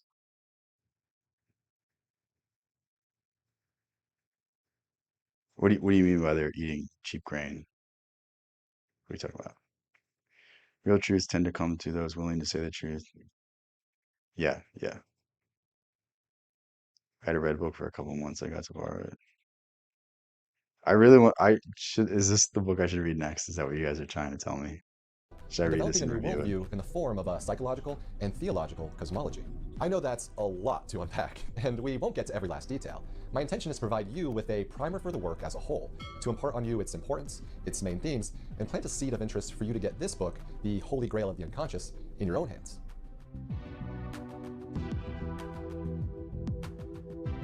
All right, I think I might have to read this book. That sold me. For those unacquainted, Carl Jung was a massively influential Swiss psychiatrist in the first half of the 20th century. He was the founder of analytical psychology and claimed his many scientific breakthroughs arose entirely from the events revealed in the Red Book. Warrior class that was disposable. Yeah, yeah. Do you know the gladiators were mostly vegetarian too? Some people say that's a good thing. Some say that like aided performance, but it's also like it's really cheap to eat rice and beans. Close colleague Sigmund Freud considered Jung, quote, his adopted eldest son, his crown prince and successor. Reading about Jung and Freud's falling out is really interesting because it basically stemmed from Jung telling Freud about a dream he had. Freud really just misinterpreted the dream.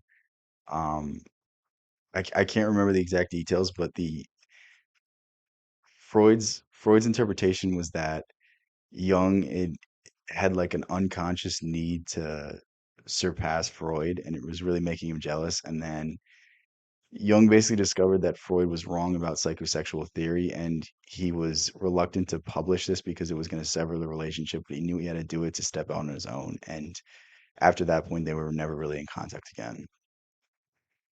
Here's the truth about karma. Yeah, yeah. Their relationship, however, came to an end in 1912 when Jung published Psychology of the Unconscious, which sharply broke with Freud's theories. Everyone he knew professionally abandoned him as well, save for two of Jung basically integrated Eastern esoteric doctrines into Western ideology, which is basically just Christian ideology, and did it in a scientific way so that, you know, we right now could have these things. Passion of the Christ, 2 hours of blood and torture. his colleagues. In the wake of this resounding censure, from 1913 to 1914, he had 12 distinct visions that one may consider precognitive. These apocalyptic visions occurred in the months leading to World War I. One could easily say Jung, then 38, was on the brink of a midlife crisis. Amidst severe professional turmoil, an extramarital affair, and a world on the verge of war, Jung embarked on what he would later call I think I have to read this book like the second I end the stream. I'm getting so excited. I don't know about you guys. his, quote, most difficult experiment. The Red Book is his written and illustrated account of these experiences.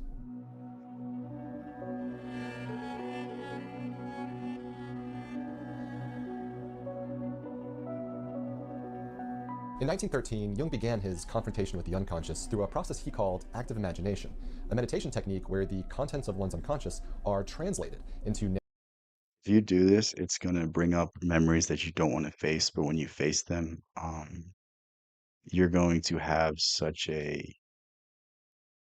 different view of yourself, and it's going to be of love. Um, the best way to describe this process is Nietzsche. I quoted this earlier, but Nietzsche has one of the best quotes on this. It's for a tree to reach heaven, its roots have to be in hell.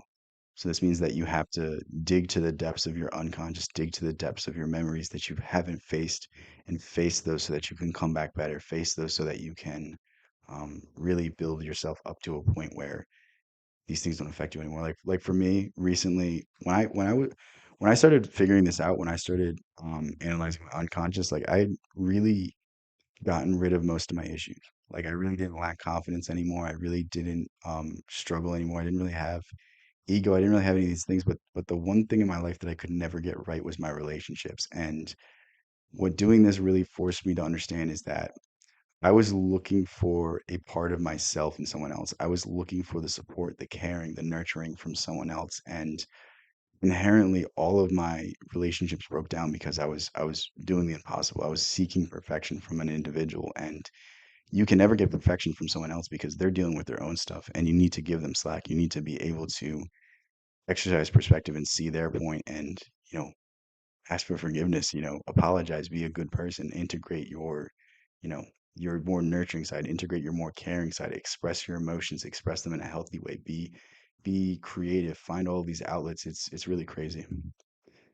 Like your open-mindedness, thank you. Stars, red big stars. Also bear in mind that the body stores memories too. Yeah, yeah. The body keeps the score. All right, hold on, let me write that down. That seems like something I'd be interested in. Do you know so there's something crazy that I don't think most people know is if you're really dealing with a lot of emotional troubles, if you cut your hair, it gets rid of a lot of the emotion. Um I don't really have any hair to cut, but like if I'm feeling particularly stressed out, if I shave my head, if I shave my beard, I feel a million times better and there's no explanation. It's literally just your emotions get stored in your hair. So it's like always good. It's always a good reason to just cut your hair every so often because of this, because it can kind of dump you of this baggage. But again, I'm not telling anybody to shave their head. We're not doing that nonsense liberal movement thing. That's not what we're about here. We're about the truth. We're about the individual. We're not about any movement. We're bigger than that. Dr. Peter Levine, I think you work in trauma. Yeah, yeah. Watch the video Six Disturbing Ways Humans Are Treated So in Animals. Yeah, yeah. No, I definitely believe that. We don't we can get through this and we'll see if we have any time. What would you say is the most overrated book of all time? Atomic Habits. That's a controversial take. Okay. There's a lot of like popular books that aren't worthwhile to read. There's a lot of like popular self-help books that aren't good at all. And it's so frustrating to me that like these books have sold millions and millions and millions of copies and like it's just utter nonsense. Like if you need to back up what you say with a study, that means your logic isn't good enough. That means you don't hit at a part of the soul that this is instantly understood. It was Emerson said that any work of genius, we recognize a piece of it and we recognize a piece of ourselves that's never been expressed. So like if you really say something that's worthwhile, people just know. You don't have to back it up by evidence. Like when Jesus was asked if he was the Son of Man, he just said yes. He didn't explain it. He didn't give proof. He didn't give reasoning. He just said yes. Same thing with Buddha. People asked Buddha if he was enlightened. He just said yes. If you have to explain it, if you have to back it up with anything except your logic, then inherently your argument isn't completely sound. And Atomic Habits is a good book if you're lazy and you don't know how to do anything, but I think everyone knows that if you make good habits easy and bad habits hard, your life's going to improve. And everyone knows that you can build habits. Like these were things that I was doing way before I'd ever read the book. And I read the book and I'm like, why is this? Like, don't get me wrong. I have nothing against the author. I have nothing against the book in general, but it was just more so like how hyped up it was. I was just really disappointed. And the 4 hour work week is another one. The 4 hour work week basically just tells you that you can pay an Indian person like $2 an hour to be your personal assistant and you can offload a lot of work to them. And this is what a lot of law firms do. This is what a lot of accounting firms do.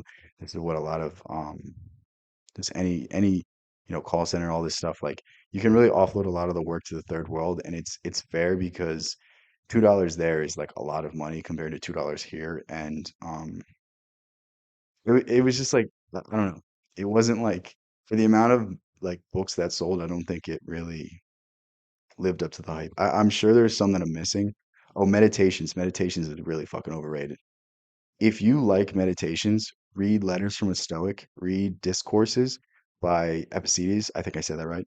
But if you want to learn about Stoicism, read Letters from a Stoic because Seneca knows so much more about the philosophy than Marcus Aurelius. Marcus Aurelius, he's basically just like doing affirmations in a journal. He's kind of just like parroting other people's ideas. They're not really his own. But Seneca, the thing about Seneca is Letters from a Stoic is him writing letters to people, giving people advice, and it's literally like, have you ever had a conversation with an old person and they're just saying something and they're not trying to give wisdom, but they're giving wisdom? It's that times a thousand. It's probably one of the best books I've ever read, and like that's a book that I'm definitely gonna reread. And for me to say I'm gonna reread a book, that means a lot because I just like to learn new ideas, but that's a book that I'm gonna have to revisit at some point. So yeah, somatic work. Shit, I lost my place. My bad. Like I haven't got enough messages to ever have to catch up. So my bad that I'm going so slow through this. Somatic work is the only thing that's helped reverse my chronic. Okay, I'll look into that. I have really long hair past my shoulders. Dude, I think if it's you just trim a little bit of it. You don't have to cut it all off. But if you're really fucked up, maybe shave your head and see what happens.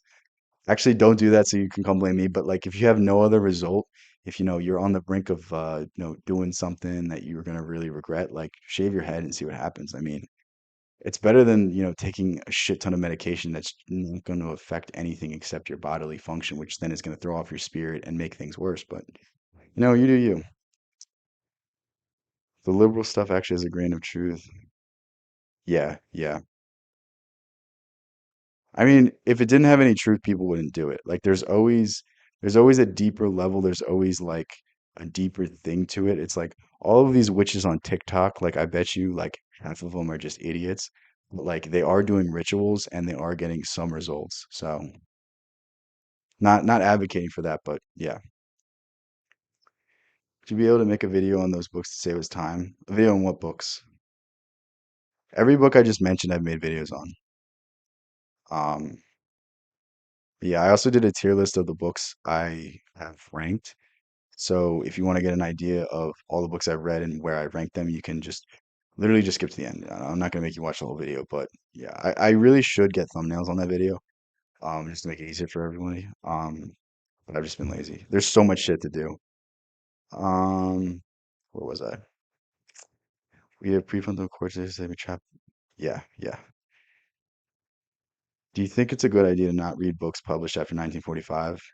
Yeah, I think so. I think there's a handful of books that I would suggest you read, but honestly, the older advice is always better because if something stands the test of time, it always has some depth in it. Like if you read the Book of Five Rings, that's not a book about fighting, it's a book about the Tao. It's almost it's a strategy book tinged with religion, tinged with wisdom, tinged with everything. Like Miyamoto Musashi, for the last 16 years of his life, went to live in a cave and write about philosophy. Like that dude was a smart man. That dude was somebody that had a lot to say. And it's like reading old philosophy, reading old stuff like that. I mean, maybe there's a few exceptions that you would make, but I don't think that's a bad way to go about it. Delegation can be just as profound. Yeah, and not to say that it's not.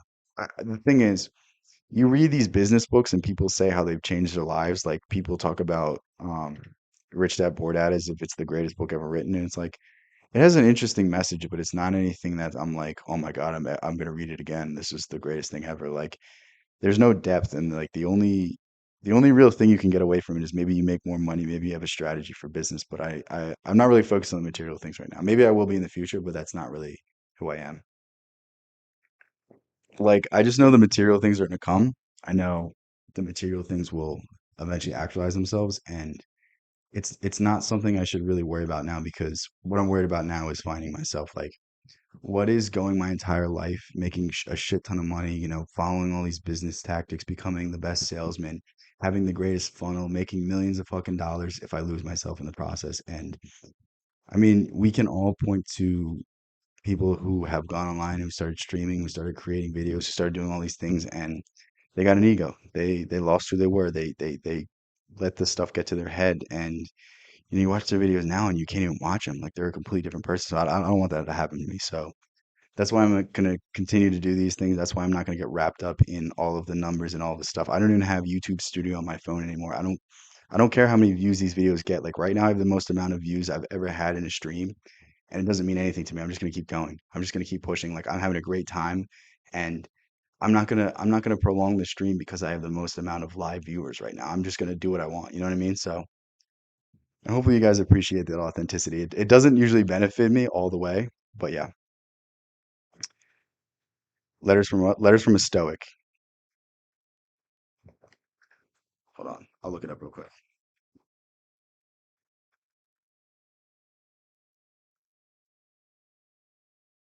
This book.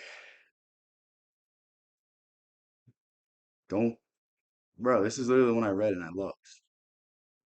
It's like some clickbait nonsense. God might, shit, I can't read. God might make us face our absolute worst fears before we get our freedom, and the better. Yeah, yeah, yeah. The thing is, like, if you go your entire life without facing your fears, you never lived. That's fundamentally what every philosopher agrees with. Like, avoiding something is always going to hurt you in the long run. It's pretty much was his own personal journal. Yeah, yeah.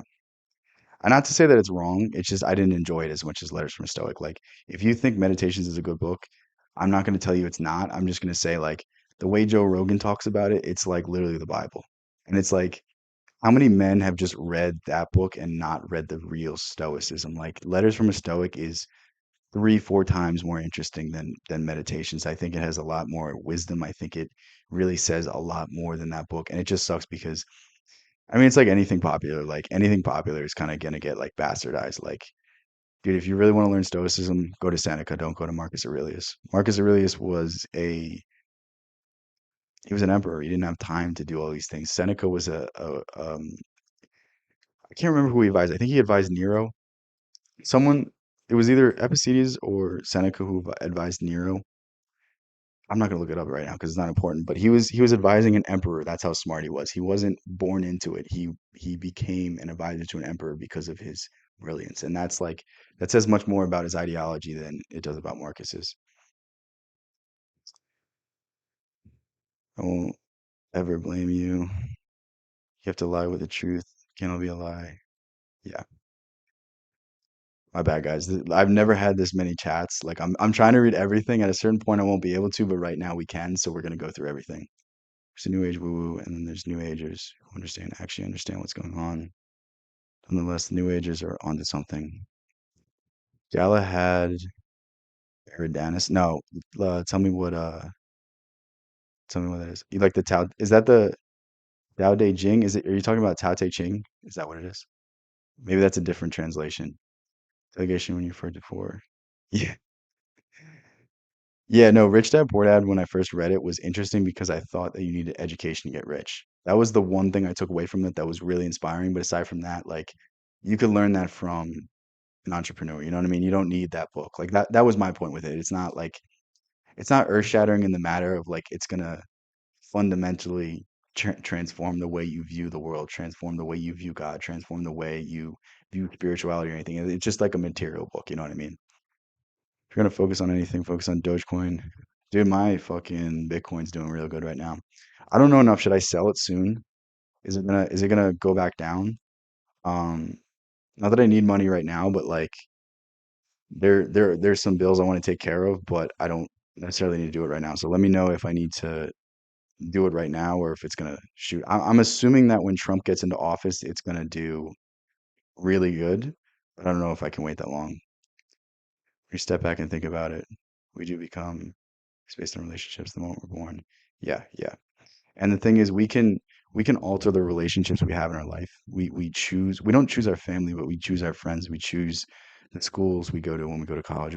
We choose the environment we work in. We choose the people that we share our time with in terms of, maybe not necessarily our coworkers, but with our friends outside of work. And to a large extent, we choose the content we consume, which might be the biggest effect. We choose the music we listen to. We choose all of these things. So like, while we might not be able to affect everything, we can affect a lot of things. Thanks for your contribution. I appreciate it. I don't know what you're talking about, but you're welcome. If you're talking to me, it's like she's not talking to me.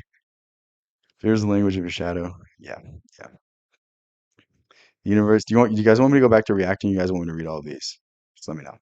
Universe rewards courage. Yes, I like that. These chats are like all really good. That's why I'm reading them. But we can go back to the video. I don't see. I've never had to do this. I've never had to stop to read the chat because there hasn't been enough chatters. So this is new territory. So thank you guys for you know, being interesting because I'm just gonna keep reading these things. I get you. It's important. People go through phases, integrate, transcend, and yeah, the power of no. Is that a book? Meditation is a good gateway drug to stoicism, so to speak. Yeah, yeah. Stoicism is really just Eastern philosophy dressed up as philosophy. It's really just Taoism.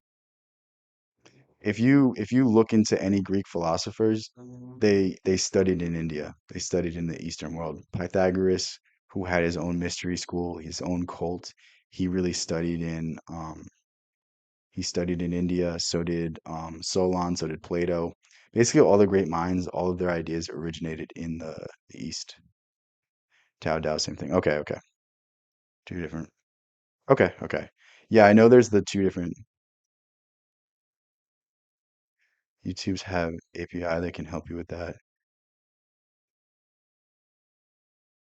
Yeah, no, I have that right now. But yeah, Hypnaudio, I'll talk to you after this about the stream thing.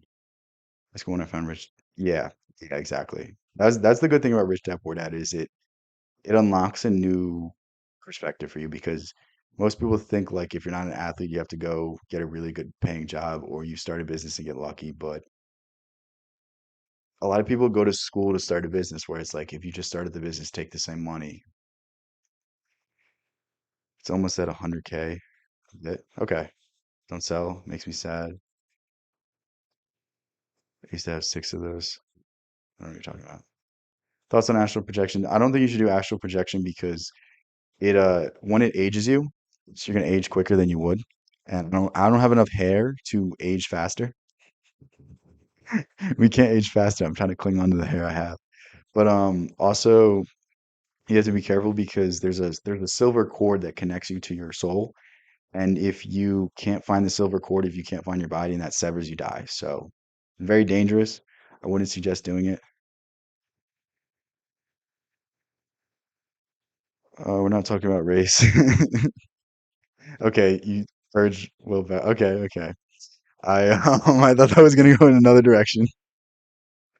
Faith, grit, do what you want, LOL. What are you talking about? Do what you want. I'm so far behind. Guide us on your stream.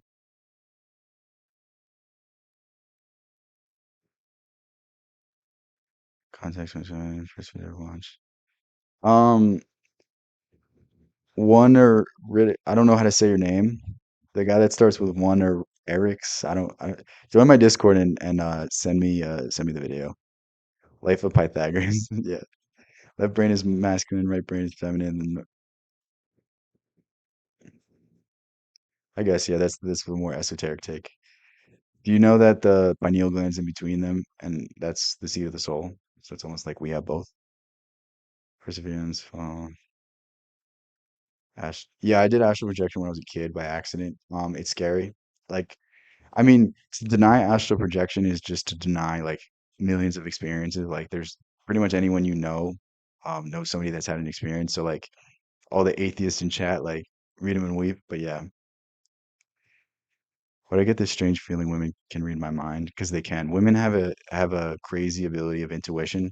Like I have really heightened intuition abilities, but it's nothing compared to women because they're literally just pure right brain. They can read body language, they can read social cues, they can read all of these things. They just inherently understand these things where I have to think about them, and it's really unfair because like, dude, I just wish I could look at people and know what they were thinking about me. But girls have an almost uncanny ability and think it's I don't really it's it's just like a design. Like they were designed to be this because think like not the sweeping generalization. Don't get mad in the chat, but en masse, most women are smaller and not as physically able as men, so they need to be able to pick up these things to keep themselves safe. So it's almost like a defense mechanism, and it also has to do with the dualistic nature of us. Like men are more rational, men are more matter of fact, they're more logical, and female is the more intuition based, and the combination of that is what creates God.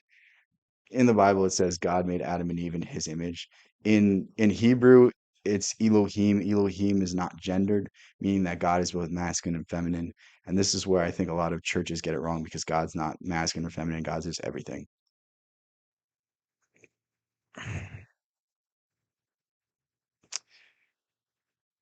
Do what you want on your stream. I mean, oh, okay, okay, okay. Yeah, yeah, yeah. No, okay.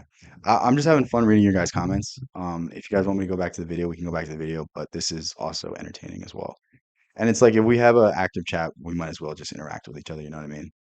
Do you see the images in the video thread? No. Are they bad?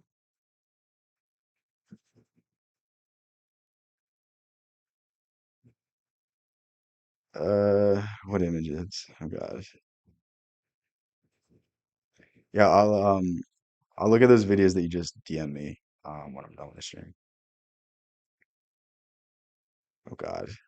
What happened? I have no idea what happened. Geography shapes worldview and genetics. Yeah, to a certain degree.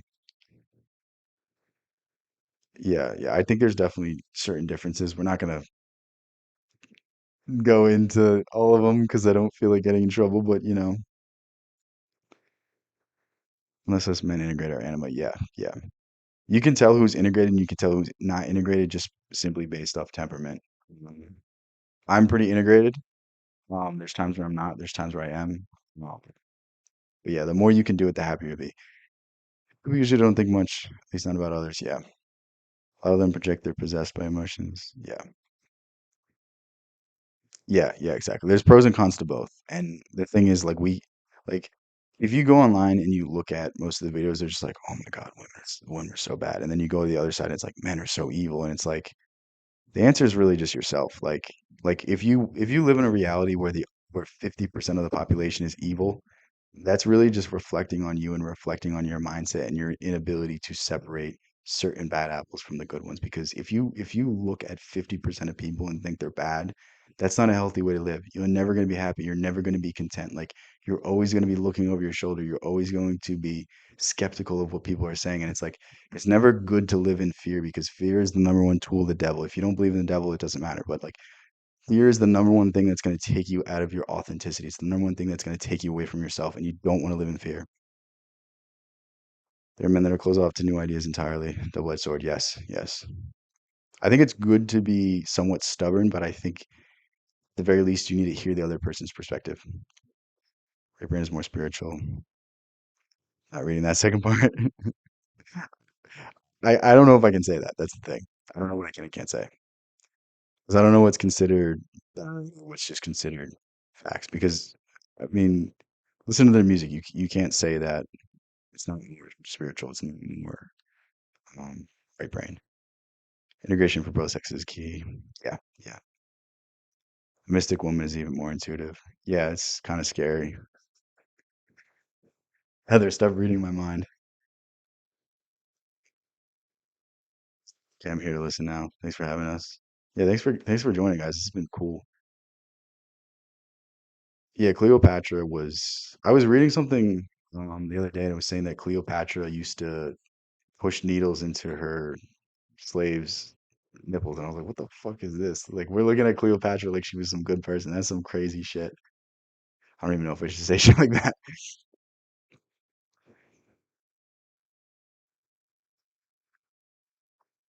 What are your thoughts on Mandela effect? Mandela effect's real. Um, Now, what we think the Mandela effect, it can differ. Some people think it is you're shifting into a different parallel reality, which, I mean, look at string theory, look at any physicist, they'll tell you that parallel realities are real. Um, some people believe that there's a new parallel reality every decision you make, and that there's infinite realities, and we can't even begin to comprehend these things. And this is what is signaling when you start seeing things that aren't exactly correct that you don't really remember to be the thing. But it could also just be um, your imagination doesn't understand the difference between reality and your imagination. I mean, your mind doesn't realize I'm an idiot. I'm getting tired. Your mind doesn't realize the difference between imagination and reality. So through this, it's going to kind of give you false information, kind of give you false things, and that could also be like a repressed dream or an unconscious feeling, something that wasn't exactly correct, or it could just be a signal that something is off. So it could be any one of those things. I don't really want to say it's anything set in stone. You ever seen Evangelion? No, I don't know what that is. I mean the integration, it's integral. Yeah. Repression of emotion is folly, possession by emotions is folly. Cultivate a container where you can invite your emotions into it. Yeah. Yeah. And you can use emotions for good or bad. Emotions can either be used for positive things or negative things. And um, really, how we apply these things changes how we live our lives. She had a long ass tongue too. I believe it. It's crossing meshing. Yeah, I mean that's one explanation. Every stitch is a real thing. Yeah, yeah. I mean, if you don't believe, like Manly P. Hall just describes magic as manipulating unseen forces around us, and like if you don't believe in that, then you don't believe in the power of words because you can say a word and it can mean the same thing as another word, but you say that one word and it upsets people. Like think of the words that we're not allowed to say. Like companies don't fire you anymore; they let you go, and it's like changing language changes meaning, changes reactions, and how is that not manipulating forces? Like on a low level, it is spelling. It's that's why it's called spelling. But yeah, the human mind can trigger quantum events. Yeah, yeah. That's what people believe the law of assumption is that you entangle in the quantum realm that existence and that reality, and then that on the mental plane connects and attaches to that reality and pulls you to it, pulls you to a different reality. Ever thought about getting a Rumble channel to speak more freely? Um, it's not that I'm just not I'm purposely not putting the conversation into certain things because I just don't feel like talking about them. That's the thing. You know what I mean? I don't want to get into certain areas because it's just like I'm not interested in it. But yeah, there might be something to do in the future. I don't think I'm gonna get banned because I don't talk about anything that's not philosophy or religion based. I don't really think I do anything that is bad. But again, it's all who knows? Who knows? I might say something that gets perceived the wrong way or yeah, no, I mean that's a consideration in the future. There's no discoverability on YouTube. I mean on Rumble, on those other platforms, and it's like I mean I'm not big enough to be like give me a deal, but like if I get a deal, I'll do it. But I don't even think it's worth it to waste my time posting on those channels because I can't even get traction on YouTube, and YouTube's the most discoverability. So I mean I'm getting decent views, but it's not like paying the bills, you know. So it's like that. But yeah. No, I appreciate the ideas though, because it's like I'm not thinking from every avenue. I'm not using all of my abilities to like a lot of my thoughts and actions go into filming the video. So that's why maybe I don't have the same following because I don't do super in-depth thumbnails. I don't do super good titles. I don't SEO. I don't do any of those things. Like I just post and then if it does good, it does good. I don't really concern myself with those things, you know what I mean? Like that really just I feel like that drains my creativity, that drains my ability to create more content. That's why I don't even edit my videos. If you watch any of my videos, I don't edit, I don't script. This is not bragging. This is just saying my style. This is gonna sound like but literally I just turn on the camera, I have a title, and then I just rant. That's all I do. So that's why I should have been streaming much earlier. But yeah, cooking our food cause yeah, yeah. Have you read there's a book called Fit for Life. That book talks about how the human body the reason for all kind of degenerative issues stems from the body's inability to remove waste. The more waste we produce in our body, the more food that can't be digested, the harder your body has to work to remove this waste, and over time it starts to be overwhelmed and overworked, and that's what leads to hair loss. That's what leads to bad breath. That's what leads to yellow teeth. And when you start allowing your body to just absorb all the food and eat better food, it really does wonders. Like I stopped eating dairy like 4 or 5 months ago, and my hairline's growing back. It's like I've been losing my hair since 16. I've tried all the pharmaceutical things. I've tried all of that, and literally just quitting dairy has been the difference. It's really just crazy. Just below the quantized eigenstate in the mind, and it makes, yeah, cooking food, yeah, yeah. It also takes away the water content. So the reason why fruit and vegetables is good is because it's a water-rich food and it has enzymes to break down the toxins. So if you're fasted and you eat fruit and vegetables, what that's going to do is it's going to bind to the toxins in your body, allow them to flow out naturally. Whereas if you just drink water, there's no enzymes. And if there's no enzymes, then it doesn't attach to these things. So it'll still remove some of the toxins, but it won't get all of them out. And at the same time, when you cook the food, it gets rid of the water and it denatures the enzyme.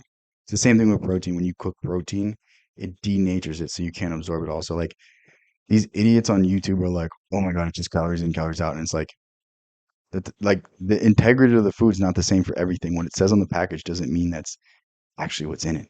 That means what was in it before it got combined into all these different substances. But your body has to decompose everything. It has to reassign it. It has to put it in the quantities that your body's asking for it, and then it goes to your body.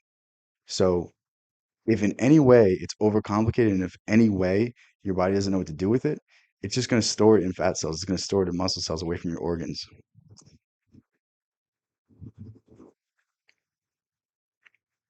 This world seeks to corrupt internal organs. Yeah, stress is really bad for your organs too.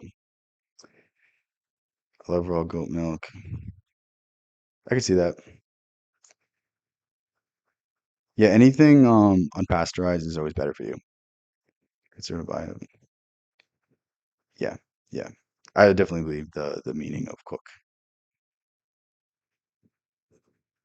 I'll be right back. I'm gonna go to the bathroom real quick. Bye, guys.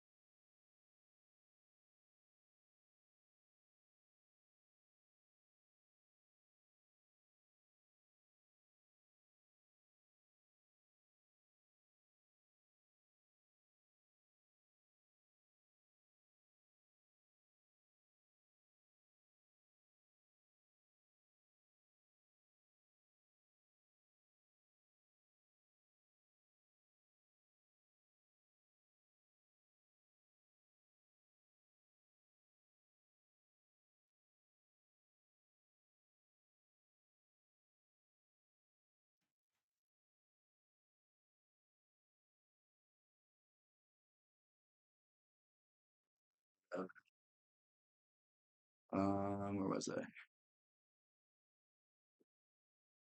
If it wasn't for cooking, yeah, it's also like the overconsumption of meat, the overconsumption of dairy, processed foods, all that kind of stuff. But yeah, Americans drink cow milk due to marketing. That's interesting. I didn't know they drank goat milk. I thought most of the world just drank unpasteurized milk, and that was a big difference.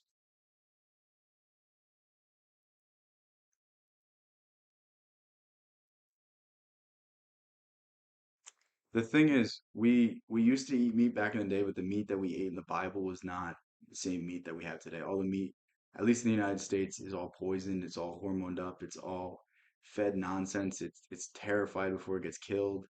Um, they've adapted over time too. They bred them to be larger. They bred them to be um, less able to survive in the wild. Like it's there's all these factors. Yeah, yeah. Boiling is yeah fine as long as you don't boil it for too long. Hmm. Yeah, grass fed just means that hold on, let me see if I can find it.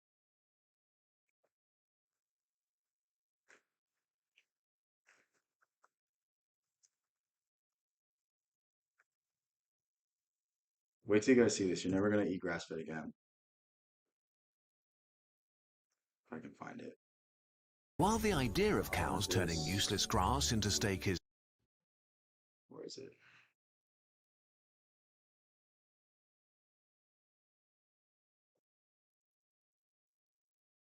There was a video, and it was like a big conveyor belt, and basically it was just grass flying and then a bunch of cows in like tiny closed-in areas just eating it.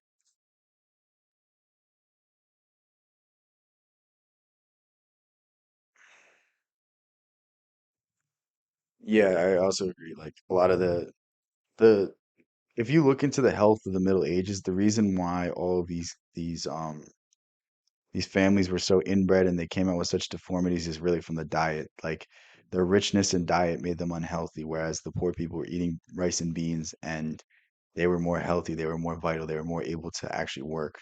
So like if you look at a lot of the portraits, a lot of the rich people were really ugly, and that's why they wear all the powdered wigs and the powdered faces because their skin was terrible because the diet was so poor. They would really just feast and eat just nonsense and like get really fat and really gross. Like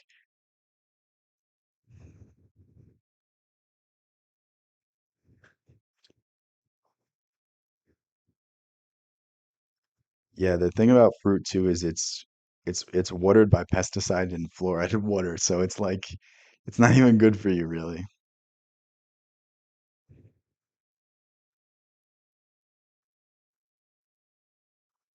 The thing about is frugivore, is that just fruit only? Because fruit is the only thing that we can that's the only thing that we can 100% digest. That's the easiest thing for us to digest. And digestion is when we're digesting, we're in an inflammatory state. This means that our body can't heal itself, it can't repair itself, it can't repair an injury, it can't, reduce the amount of toxicity in our body. And the reason why fruit is so good is because it basically, if you're fasted and you eat fruit, it basically gets digested instantly. I know it's not instantly, it's like 20, 30 minutes, but like you basically get energy instantly. It doesn't take any energy to really digest these things, and it really just passes right into the small intestine, and it has the dualistic benefit of reducing the toxicity. Mostly fruits, but okay, okay, okay. Yeah, I was really good about eating mostly fruits for a while, and I never felt better. Then I got really burnt out, and then I started eating more and more different kinds of food, and it really did take its toll on me. I'm feeling it right now.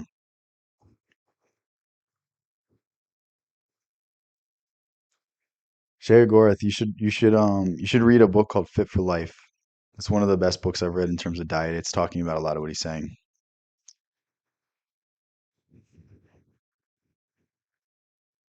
That's good. Grapes are supposedly really good. There's a book that I've been meaning to buy. It's called The Grape Seed Cure. I don't know what it's about, but it seems pretty interesting. The thing is like every source of medicine is derived from plants. It's derived from herbs. It's derived from these things. And if you really look at the pharmaceutical industry, they really just take the chemical components of the plants, they work them around, and then they make it in a form that you can patent because you can't patent nature. That's the reason why we're not sold herbs. That's the reason why we're not sold these supplements that are in the herbs. Like herbal supplements will never really be sold because you can't patent the formula. Like the reason they sell you the chemical component of, iron or of whatever other vitamin is because you can't make as much money on the herb. Herbs are more important than vegetables. Yeah, yeah. You don't really need vegetables if you eat fruit. This is a controversial opinion. Vegetables are really good to add to a meal because it's always just easy to digest them. So it's always a good addition to add in some fiber, to add in some ability for your body to reduce the toxins, but you don't really need it. I've done very well. Asperger's bulletproof diet. Okay. There's a guy on Twitter. His name is Nutrition Detective. He has some really good stuff on toxicity. I don't agree with everything he says. Like he believes in supplements. I don't believe in supplements. But yeah. Yeah, they are the original medicine. Yeah. Great stream, everyone. Go join the Discord. Yeah, that's right. He's getting that one pinned. Thanks, Hypnoto. You're the man. You're the man. Thanks for always being here. Hopefully, you're not super worn out from that drive. Fit for life. Yeah, yeah. There's two of them. The first one's about diet. The second one's about more holistic lifestyle. Yeah, and I think whatever works best for you is the best solution. Like whatever works best for me is not going to be the best thing for you. Whatever works for you makes you feel the best is always going to be the best solution. And if we get to the same result with different outcomes, no, if we get to the same result with different solutions, that's all I'm looking for. Like I just want everyone to be happy and I want everyone to live a great life. So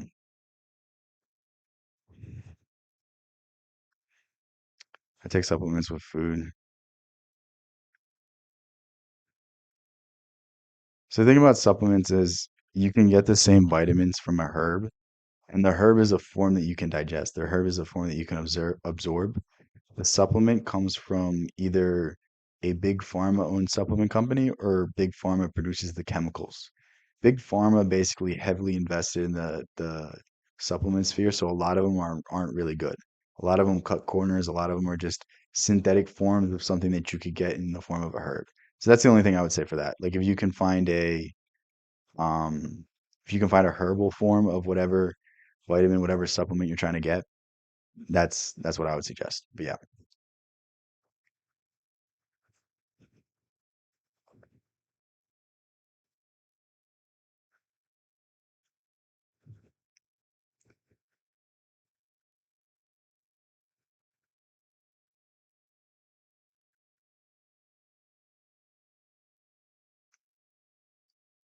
Microgreens, easy to grow. Okay. Um, what time is it? 10:30. I'll go like 20, 30 minutes. I'm getting a little bit tired, I'm starting to notice, but I'll keep going for the time being. Most destructive to the environment, what are you talking about?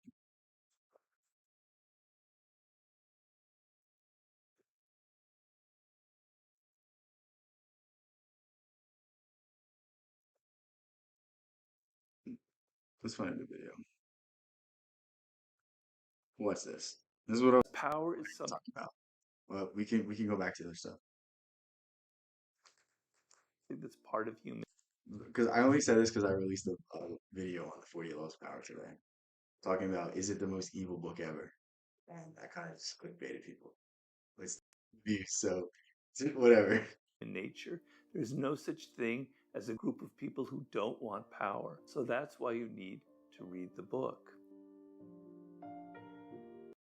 I just love Robert Greene because he summarizes so many ideologies in such a simple way.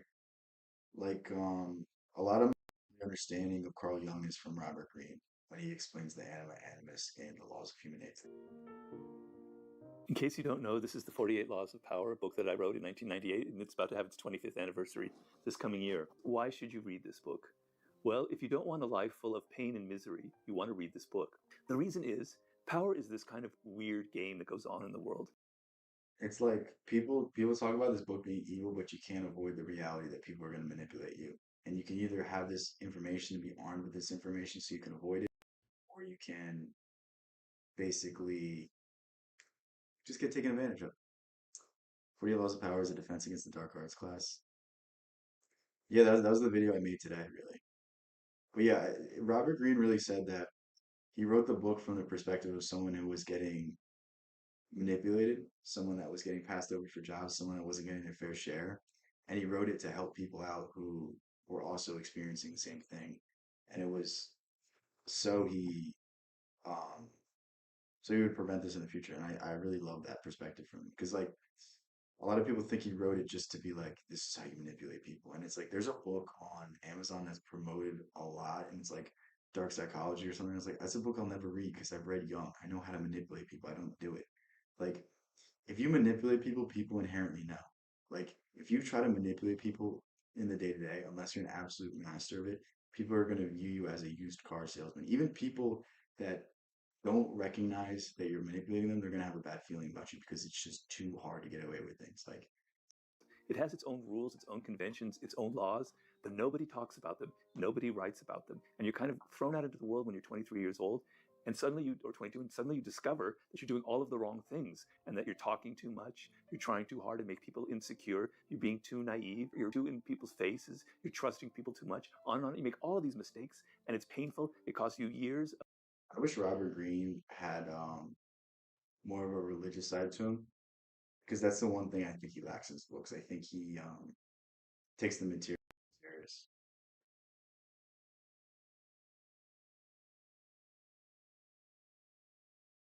You thought 48 Laws of Power would get banned?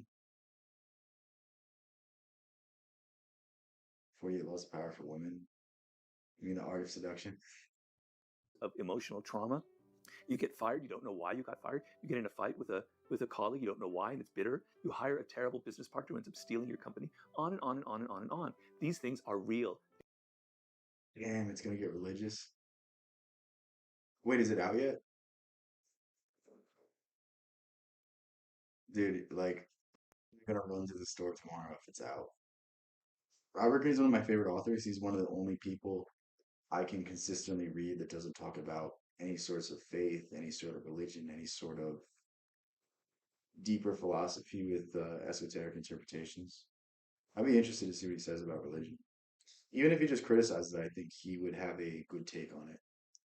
I read somewhere that he says he's like almost a Buddhist. Like that's really his thing. Like he believes in something, but he doesn't know what. That'd be interesting though to see him take on religion. They're not imagined, they're not something in a television show. It is something going on every single day in every office in America and in the world, right? But nobody tells you how to navigate this thing. This book is there, it's like a straight shot of whiskey. It's a I'm dark not covering arts. things Saying something is a dark arts is just so funny. up. I'm not bullshitting with you. I'm not trying to soft pedal them and make everything look nice and pleasant. I'm giving you the world straight as it is. You might think when you first look at the book, it's a bit frightening. Crush your enemy totally. I don't have any enemies. I don't want to crush them. I'm a nice guy. That's fine. It's not about you going out and using all of these laws. A lot of it is about defense, knowing that there are malevolent. One of the classes in Harry Potter. Yeah, yeah. There's a lot of occult symbolism in Harry Potter. But again, who's to say that it's like intentional? It's not just to add to the mystery, add to the set of things.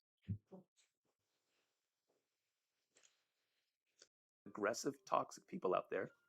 Here's how you defend yourself. Here are the rules of combat, the rules of the game, so you don't violate them, so you don't make a mess of all of the games that are being played and set yourself back Films are crazy. years, even decades in your life. How to navigate more easily the power environment.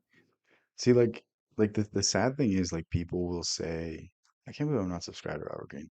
The people will say that this book's this book's bad, but like literally everything he's saying is you want to understand these things so people don't use it against you. And it's really sad that people won't even do a an interpretation that isn't just the surface level. His scar represents the pineal gland. Yeah, yeah. Because power is something that's part of human nature. I forgot he had a scar, but yeah. You know what the lightning bolt is too? There's no such thing as a group of people who don't want power. All right. So that's why you need to read the book. The second thing is how have You know what it is, right? You know what the lightning bolt symbolizes? It's the devil. I used the laws of power in my own life. I know you guys are What's a little delayed. bit I odd didn't in even give you aspect time. because when I wrote the book, it kind of made me successful, and it put me in a position where I don't really have to use the laws so much, but I have used them in various ways. It's definitely true. So, for instance, there's a law in there that I tell people is incredibly important. It's called "Learn to keep people dependent on you." Law number. This is like, this one seems manipulative, but it's so true. It's like, if you're at your company and you're the only one that can do that role, you're not going to get fired. It's just basic self-preservation. Like, if people rely on you, then that means that you have an ability to market your skills. That means you have an ability to make money. And it's like everyone on some level needs to be dependent because at a certain level, you're not going to be able to do manual labor. At a certain level, you're not going to be able to, you know, sell just your pure physique, all of these things. It's like eventually there's going to be a day and age where your energy is going to fade and you still need to be productive because the moment you're not productive is the moment society just casts you out. It's a bigger secret. If your body is more electrical from off, I believe it. Yeah, yeah. Knowledge is never bad. It's the application. Number 11. Perhaps the most important. I say stuff. I teach people this stuff all the time, and they're like, "Why do you know this? Like, do you not like feel bad about knowing these things?" Like, I don't use them. I don't use the psychology. I don't know the philosophy. I don't use the religion. Like, dude, if I was using this for bad, I'd be a cult leader. I'm like, I would never say I'm a cult leader because those people are just stupid. Like, um, there's like a bunch of like YouTubers that like say it in jest. They're like, I'm a cult leader. And I'm like, this, you don't want to, you don't want that. You don't want that. Like, it's not good. Law of all. The idea is if you're replaceable in your job, if somebody younger, cheaper, and better looking, I'm sorry, can take your position, you'll be fired tomorrow and they'll come in and they'll replace you, right? So you want to make people dependent on you. You want to be the one person who can do what you do. I want to be a human being, not a human doing. It's good. It's a good perspective. I like that quote. So for me, this has been my strategy of life. I talk about my books all the time. A lot of writers are very secretive. They don't want to reveal what they're doing How'd you know? next. I mean, I think it's like it really just backfired on him. It really just did. And that's why I'll never say things like that. Like there's certain words that you can't compare yourself. Um, certain things you should never say about yourself because if there's any inkling of that, you're gonna get in trouble. You're gonna get in trouble. And it's like maybe it's clever marketing, but like there's the idea that there's no such thing as bad publicity, but you're not Donald Trump. You can't turn this shit around. You know what I mean? Like unless you're Trump level of a wheeler and dealer, you're not gonna be able to really get out of the bad graces of people. Like I mean, you look at Hamza's channel. I can't even touch his views. Like this is one of the most delusional things I'll say, but like I think he really ruined his brand. I think he really made a few decisions that like he's not gonna come back from anytime soon, and it kind of sucks. It really does. Because it's like I don't watch him anymore, but like there was a time where I did like his videos. There was a time where I did feel like he was a positive influence, but now it's just like I feel like kind of got to his head. But yeah, all love because yeah, I did used to watch his videos, so yeah, yeah. When you get too much into the showmanship, when you get too much in the views, when you get too much into how much money you're making, it takes away from the message. And it's like, how are you going to teach us about holistic living? How are you going to teach us about holistic stuff when you're not even partaking in it yourself? And that's why I don't even really say, oh, you have to meditate every day, you have to do this every day, because I'm not perfect. I tell you I meditate when I'm in the most depressed states, but if I'm in a happy state, I don't need to meditate. You know what I mean? Like I'm not going to tell people to do things I don't do every day. And if I stop doing them, then I'll tell you. Like I used to say journal. I don't journal anymore because it was me just checking boxes. It was me just saying, "Oh my God, I need to do this today. I need to do this today." And it was like me reading my list was stressing me out. Too much reading is actually bad for your eyes. So yeah, yeah. Well, it depends. If you're reading on paper, it's not that bad. If you're reading on a screen, then it is. So, but again, it's like I could be on my phone watching TikTok, just destroying my brain, or I could be reading a book. So it's like always pick the lesser of two evils. If the American political system teaches you anything, always pick the lesser of two evils. I talk about it. I don't care because nobody can write the kind of books that I write. I'm not bragging. It's just that the way I do things is so different and so peculiar and with a certain amount of effort and research that it's I don't think he ever evolved either. I don't think he ever was like um expanded past the part of like let me go to the gym and let me meditate. It's like there's just so much more to life. And like at a certain point it's not like you got to make a shift in a positive direction. You got to make a shift in the more holistic sense. I think leaning into the business and material stuff is really a terrible way to take his brand because the reason he was so successful early off is because he was telling you to ditch materialism. And now he's talking about business. Now he's talking about how much money he makes. And I get it. It's important to make money. It's important to be able to provide for your family. But it's a whole nother thing when you made your entire brand off of holistic stuff. But again, all love. I'm not saying this as anything aside from just things I would do differently. No judgment, no nothing. I'm sure I'd make the same decision if I was in his shoes. Yeah. Most people don't continually reinvent themselves because it alienates. Yeah. Yeah. And that's the thing. I know there's going to be a point where I say things that people don't like, where I say things that might lose me subscribers, might lose me followers, might hurt my career, but it's like it's more important for me to be myself. It's more important for me to um, you know, believe what I say. And that's why I really haven't written like I want to write books at some point, but like my ideas keep changing that I don't think I can write anything right now that's gonna stand the test of time. And it's not the test of time in terms of like um other people viewing it, it's me viewing it. That's the thing. That's like my biggest fear. Crossroads that people all Crossroads that all people that gain a following must grapple. Yeah, yeah, yeah. And these are things that I've already weighed in my head. Like, dude, I've been making videos for 3 years now, and I'm just starting to get traction. I'm just starting to grow. I'm just starting to see the needle move and see it move in a positive direction. I'm getting so close to just everything I've wanted, and I'm so happy that it took me so long because one, I got so much better. Two, my messaging got so much better.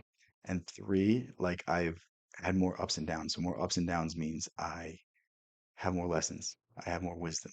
I'm going to approach it and I'm going to evaluate it. Like it's interesting. Is there a chosen one?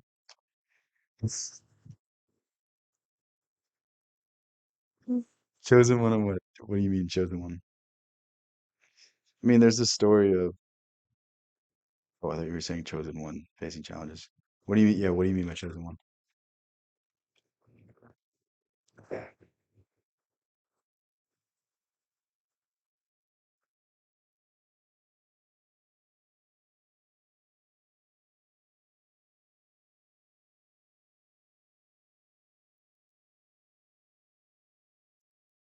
It's not replicable. So I've created a position in my niche in the book world where I don't have to depend on other people. I can write my own ticket because I do something that nobody else can replace. Dude, that's what I want. I want that so bad. Like just being able to be me at all times. Like that's one of the coolest things you can ever say. Everyone talks about FU money, everyone talks about this, but just being able to do what you want because people respect you so much, because people love your authenticity so much. That's just so fucking cool. Someone will save us in the end times. I like a Buddha Jesus type. Um, I think the whole point of Buddha and Jesus is that they're the example. They're showing you what you're capable of. So it's not necessarily about finding the savior, it's about finding the savior in yourself. Jesus said that everyone can do what I do. And that means that we all have the potential to do the miracles. We all have the potential to do those things. And I like to interpret the Bible in a more esoteric version where Jesus is the operative part of our consciousness. Jesus is the imagination. Jesus is the creative force of the universe, and we all have access to the creative force through our imagination. So I like to take that perspective. Okay. I don't think there's anybody who could write the 48 Laws of Power out there besides me because it's a reflection of my own weirdness, my own uniqueness, which is extremely That's such a cold line. No one can write the laws of power but me. Damn. important. Another law is interaction with boldness. Very important. Law 28. I had a partner on this book, a man named Joost Delfers. You see his name down here. Very brilliant man, Dutchman, who There's a collection of prophecies across nations and times of savior figures that will come to. Yeah, again, it could just all be the same allegory for the individual. Chosen one of the chosen ones. Maybe, maybe not. Who knows?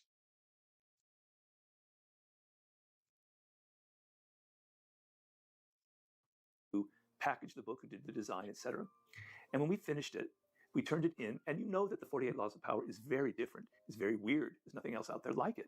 It's very bold in its difference, for better or for worse. The editors, when we I don't know how many people are new here, but I was saying that eventually I want to do a stream where I go through every 48 laws, every 48 laws, and ask you guys questions, maybe give examples, maybe go back and forth with you guys, tell story. Like I think that'd be a really cool format to do. And we might not get through all 48. We might just get through the first 24, but I think it'd be a really fun thing to do, and I think it would be really valuable, especially to people watching it back. Because thing is, I don't know how interesting these streams are to people watching back, but like if we could get the engagement going while we're doing it, and then after the fact, like dude, like I think those videos are just gonna like stand the test of time. You know what I mean? Like I think there's gonna be just so cool and so interesting. Like I don't know. Like I like making videos I watch back and I'm like, damn, like I wish I had these things when I was a kid. Like some of the videos I make, I'm like, that's not me. And if I heard this when I was 17, like my life would have been different. And that's like, I mean, external validation is cool, but it's also the internal validation, which also means a lot. Like seeing how far you came, seeing how far things things have progressed. Like that's just so cool. Like to subscribe, you're one of the better channels. Thank you, thank you. That's awesome. first turned it in, a year before publication, the editor had a meeting with me. She goes, Robert, Hopefully, I can can we live up to change this a that. little bit? Can we soften it? Can we maybe not have so many different sections? And I said, no, You either take it as it is, or we're walking away from your very large advance. I don't care. This is the book as it is. It's different. It's bold. If it fails, it fails. But this is how it is. Take it or leave it. And that they ended up taking it. Being bold and not apologizing about it is what made it so successful. The final one is disdain things you cannot have. Ignoring is the best revenge. I believe it's 36. Dude, Anyway, that's I one of the recently best. had somebody. That is one of the best laws. I mean, this is what like you have to tell your friend that gets screwed over by a girl. Like, dude, just ignore. Just move on. She'll come back when she sees you don't care. Like truly, like just taking that attitude in life is always just going to attract whatever it is that you're ignoring. Yeah, you just randomly popped up on recommendations on YouTube. Just oh, thank you, thank you. Yeah, it's cool that like, dude, I've done that a few times and I've never like seen cool people. So it's cool that you guys, because I don't know, live streaming is just fun. Like I just started doing this. I should have been doing this earlier. So like really, I just killed my own channel for. I didn't kill my own channel, but like I really hurt my growth for not starting this earlier because I don't. I have hundreds of videos and I don't script a single one. I don't know what I'm going to talk about. I just rant. And the interactive form like is just so much better because we can have a conversation, we can go back and forth. It's always easier for me to have a conversation with somebody than just rant for 15, 20 minutes at a time. And yeah, thank you guys for being here. Thank you guys for hanging out and subbing. It's really awesome. If you guys want to join my Discord too, I don't use you as fast. Yeah, yeah, I think that's the big update. Like I've noticed at least with I have a few channels. This one at least has been getting um a lot of traction. You're a good live streamer. Thank you, thank you. It's so cool to see. Like I literally just started this like maybe a month ago. Um, this is literally the most amount of people I've ever had in here too. I've had more in a vertical live stream, but that doesn't mean as much because people find it through shorts. So it's not like people are staying for more than a few minutes. But looking at the analytics of the stream, it's like already insane. Like I don't even want to look at it because it's gonna get to my head. And then if I don't see the same amount of people tomorrow, I'm like, oh my God. But yeah, this is awesome. Thank you guys for hanging out with me all night. It's been cool. Um, I try to stream every day, sometimes at different times, sometimes at this time. But yeah. But I think I'm gonna finish this video and then I'm gonna be hungry. So I'll save my energy for tomorrow. But yeah. The thing is, you guys can trick me into staying on longer. I shouldn't tell you guys this, but if you guys get me interested in a topic, we'll stay on the entire night and I'll just forget about time. But I'm telling you, I Whose shouldn't say name I this will not stuff. mention, who I found initially very interesting. I let him into my life. He worked with me on various different things. And then I discovered that it wasn't working out. We didn't mesh well together. Our ideas weren't congruent. We didn't have a similar spirit. And I wanted to kind of break off the relationship. And he wouldn't have it. He just kept coming at me and coming at me and coming at me and coming at me, complaining, blaming me, yelling at me, saying blah, blah, blah, blah, blah, blah, blah. I don't know about you guys, but when I see Robert Greene in an interview, like it kind of kills the mystique of him. Like to me, he's this like ingenious mastermind, but he's just like he's just a person in real life. Like if I met him, I think it would like ruin how good I like these books. Take care of yourself, eat, conserve energy. Yeah, no, there's only a minute left in this, so and I've been streaming for 2 hours, so it is what it is. Like I'm gonna be tired regardless. So Every single day. And I just thought, all right, I'm just going to ignore it. I'm not going to answer. I'm not going to get involved. I'm not going to get enmeshed in it, right? Because it's going to ruin me. It's going to make me look weak. I'm just going to ignore it. It doesn't exist. I've got my own life to lead. Ignoring petty things is the ultimate form of power. Assume formlessness. I know that law number. That's 48. I use all the time. that's such a good law. I never repeat the same book twice. I'm always on to the next project.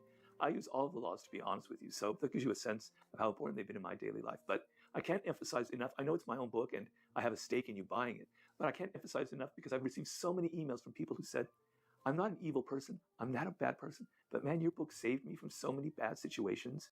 That's the whole point of the book. That's why I love this book. Take care of yourself. That's why lots of monarchies run. Yeah, yeah. I can't. Yeah, yeah. When you assign like a higher power to your rule, it establishes more and more credibility. People aren't gonna overthrow the will of God. I mean, even if you look to the Catholic Church, like in essence, what the Pope is the Pope is the representation of Jesus Christ, the representative of Jesus in material world. So it's like in the eyes of Christians, it holds credibility. It doesn't hold credibility in my eyes because of all the messed up stuff the Catholic Church has done. But yeah, read King, Warrior, Magician, Lover. I have it in my cart. Should I read it? It's a good book. Money and Magic video I sent you will keep our attentions. All right. How long is it? If it's shorter, we'll go through it.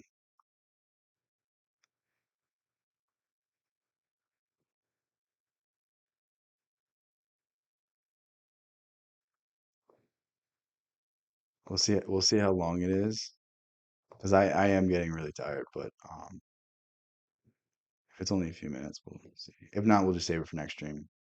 19, there's no shot. Because 19 minutes means I have to stop it every 30 seconds to avoid copyright, so that means at least an hour because I'm gonna rant in between. Yeah, we'll watch it tomorrow. That's cool, right? Or I'll just wait for next time I see you in the stream. We'll go through it. A character in my dream told me to buy it. Yeah, I mean, dude, if your unconscious is telling you to do something, you should probably do it unless it's telling you to do something bad. But if it's giving you advice like that, usually listen to it. Yeah. Thank you everyone who joined. Thank you everyone who was in here tonight. If you guys want more from me, I have a Discord. My school community is also free. I have a bunch of courses in there. If you want more cohesive things from me, I guess we'll say that's free right now. I'm gonna let the first 50 to 100 people in for free. Um, so if those things are interested to you, you know, it'd be cool to see you guys there.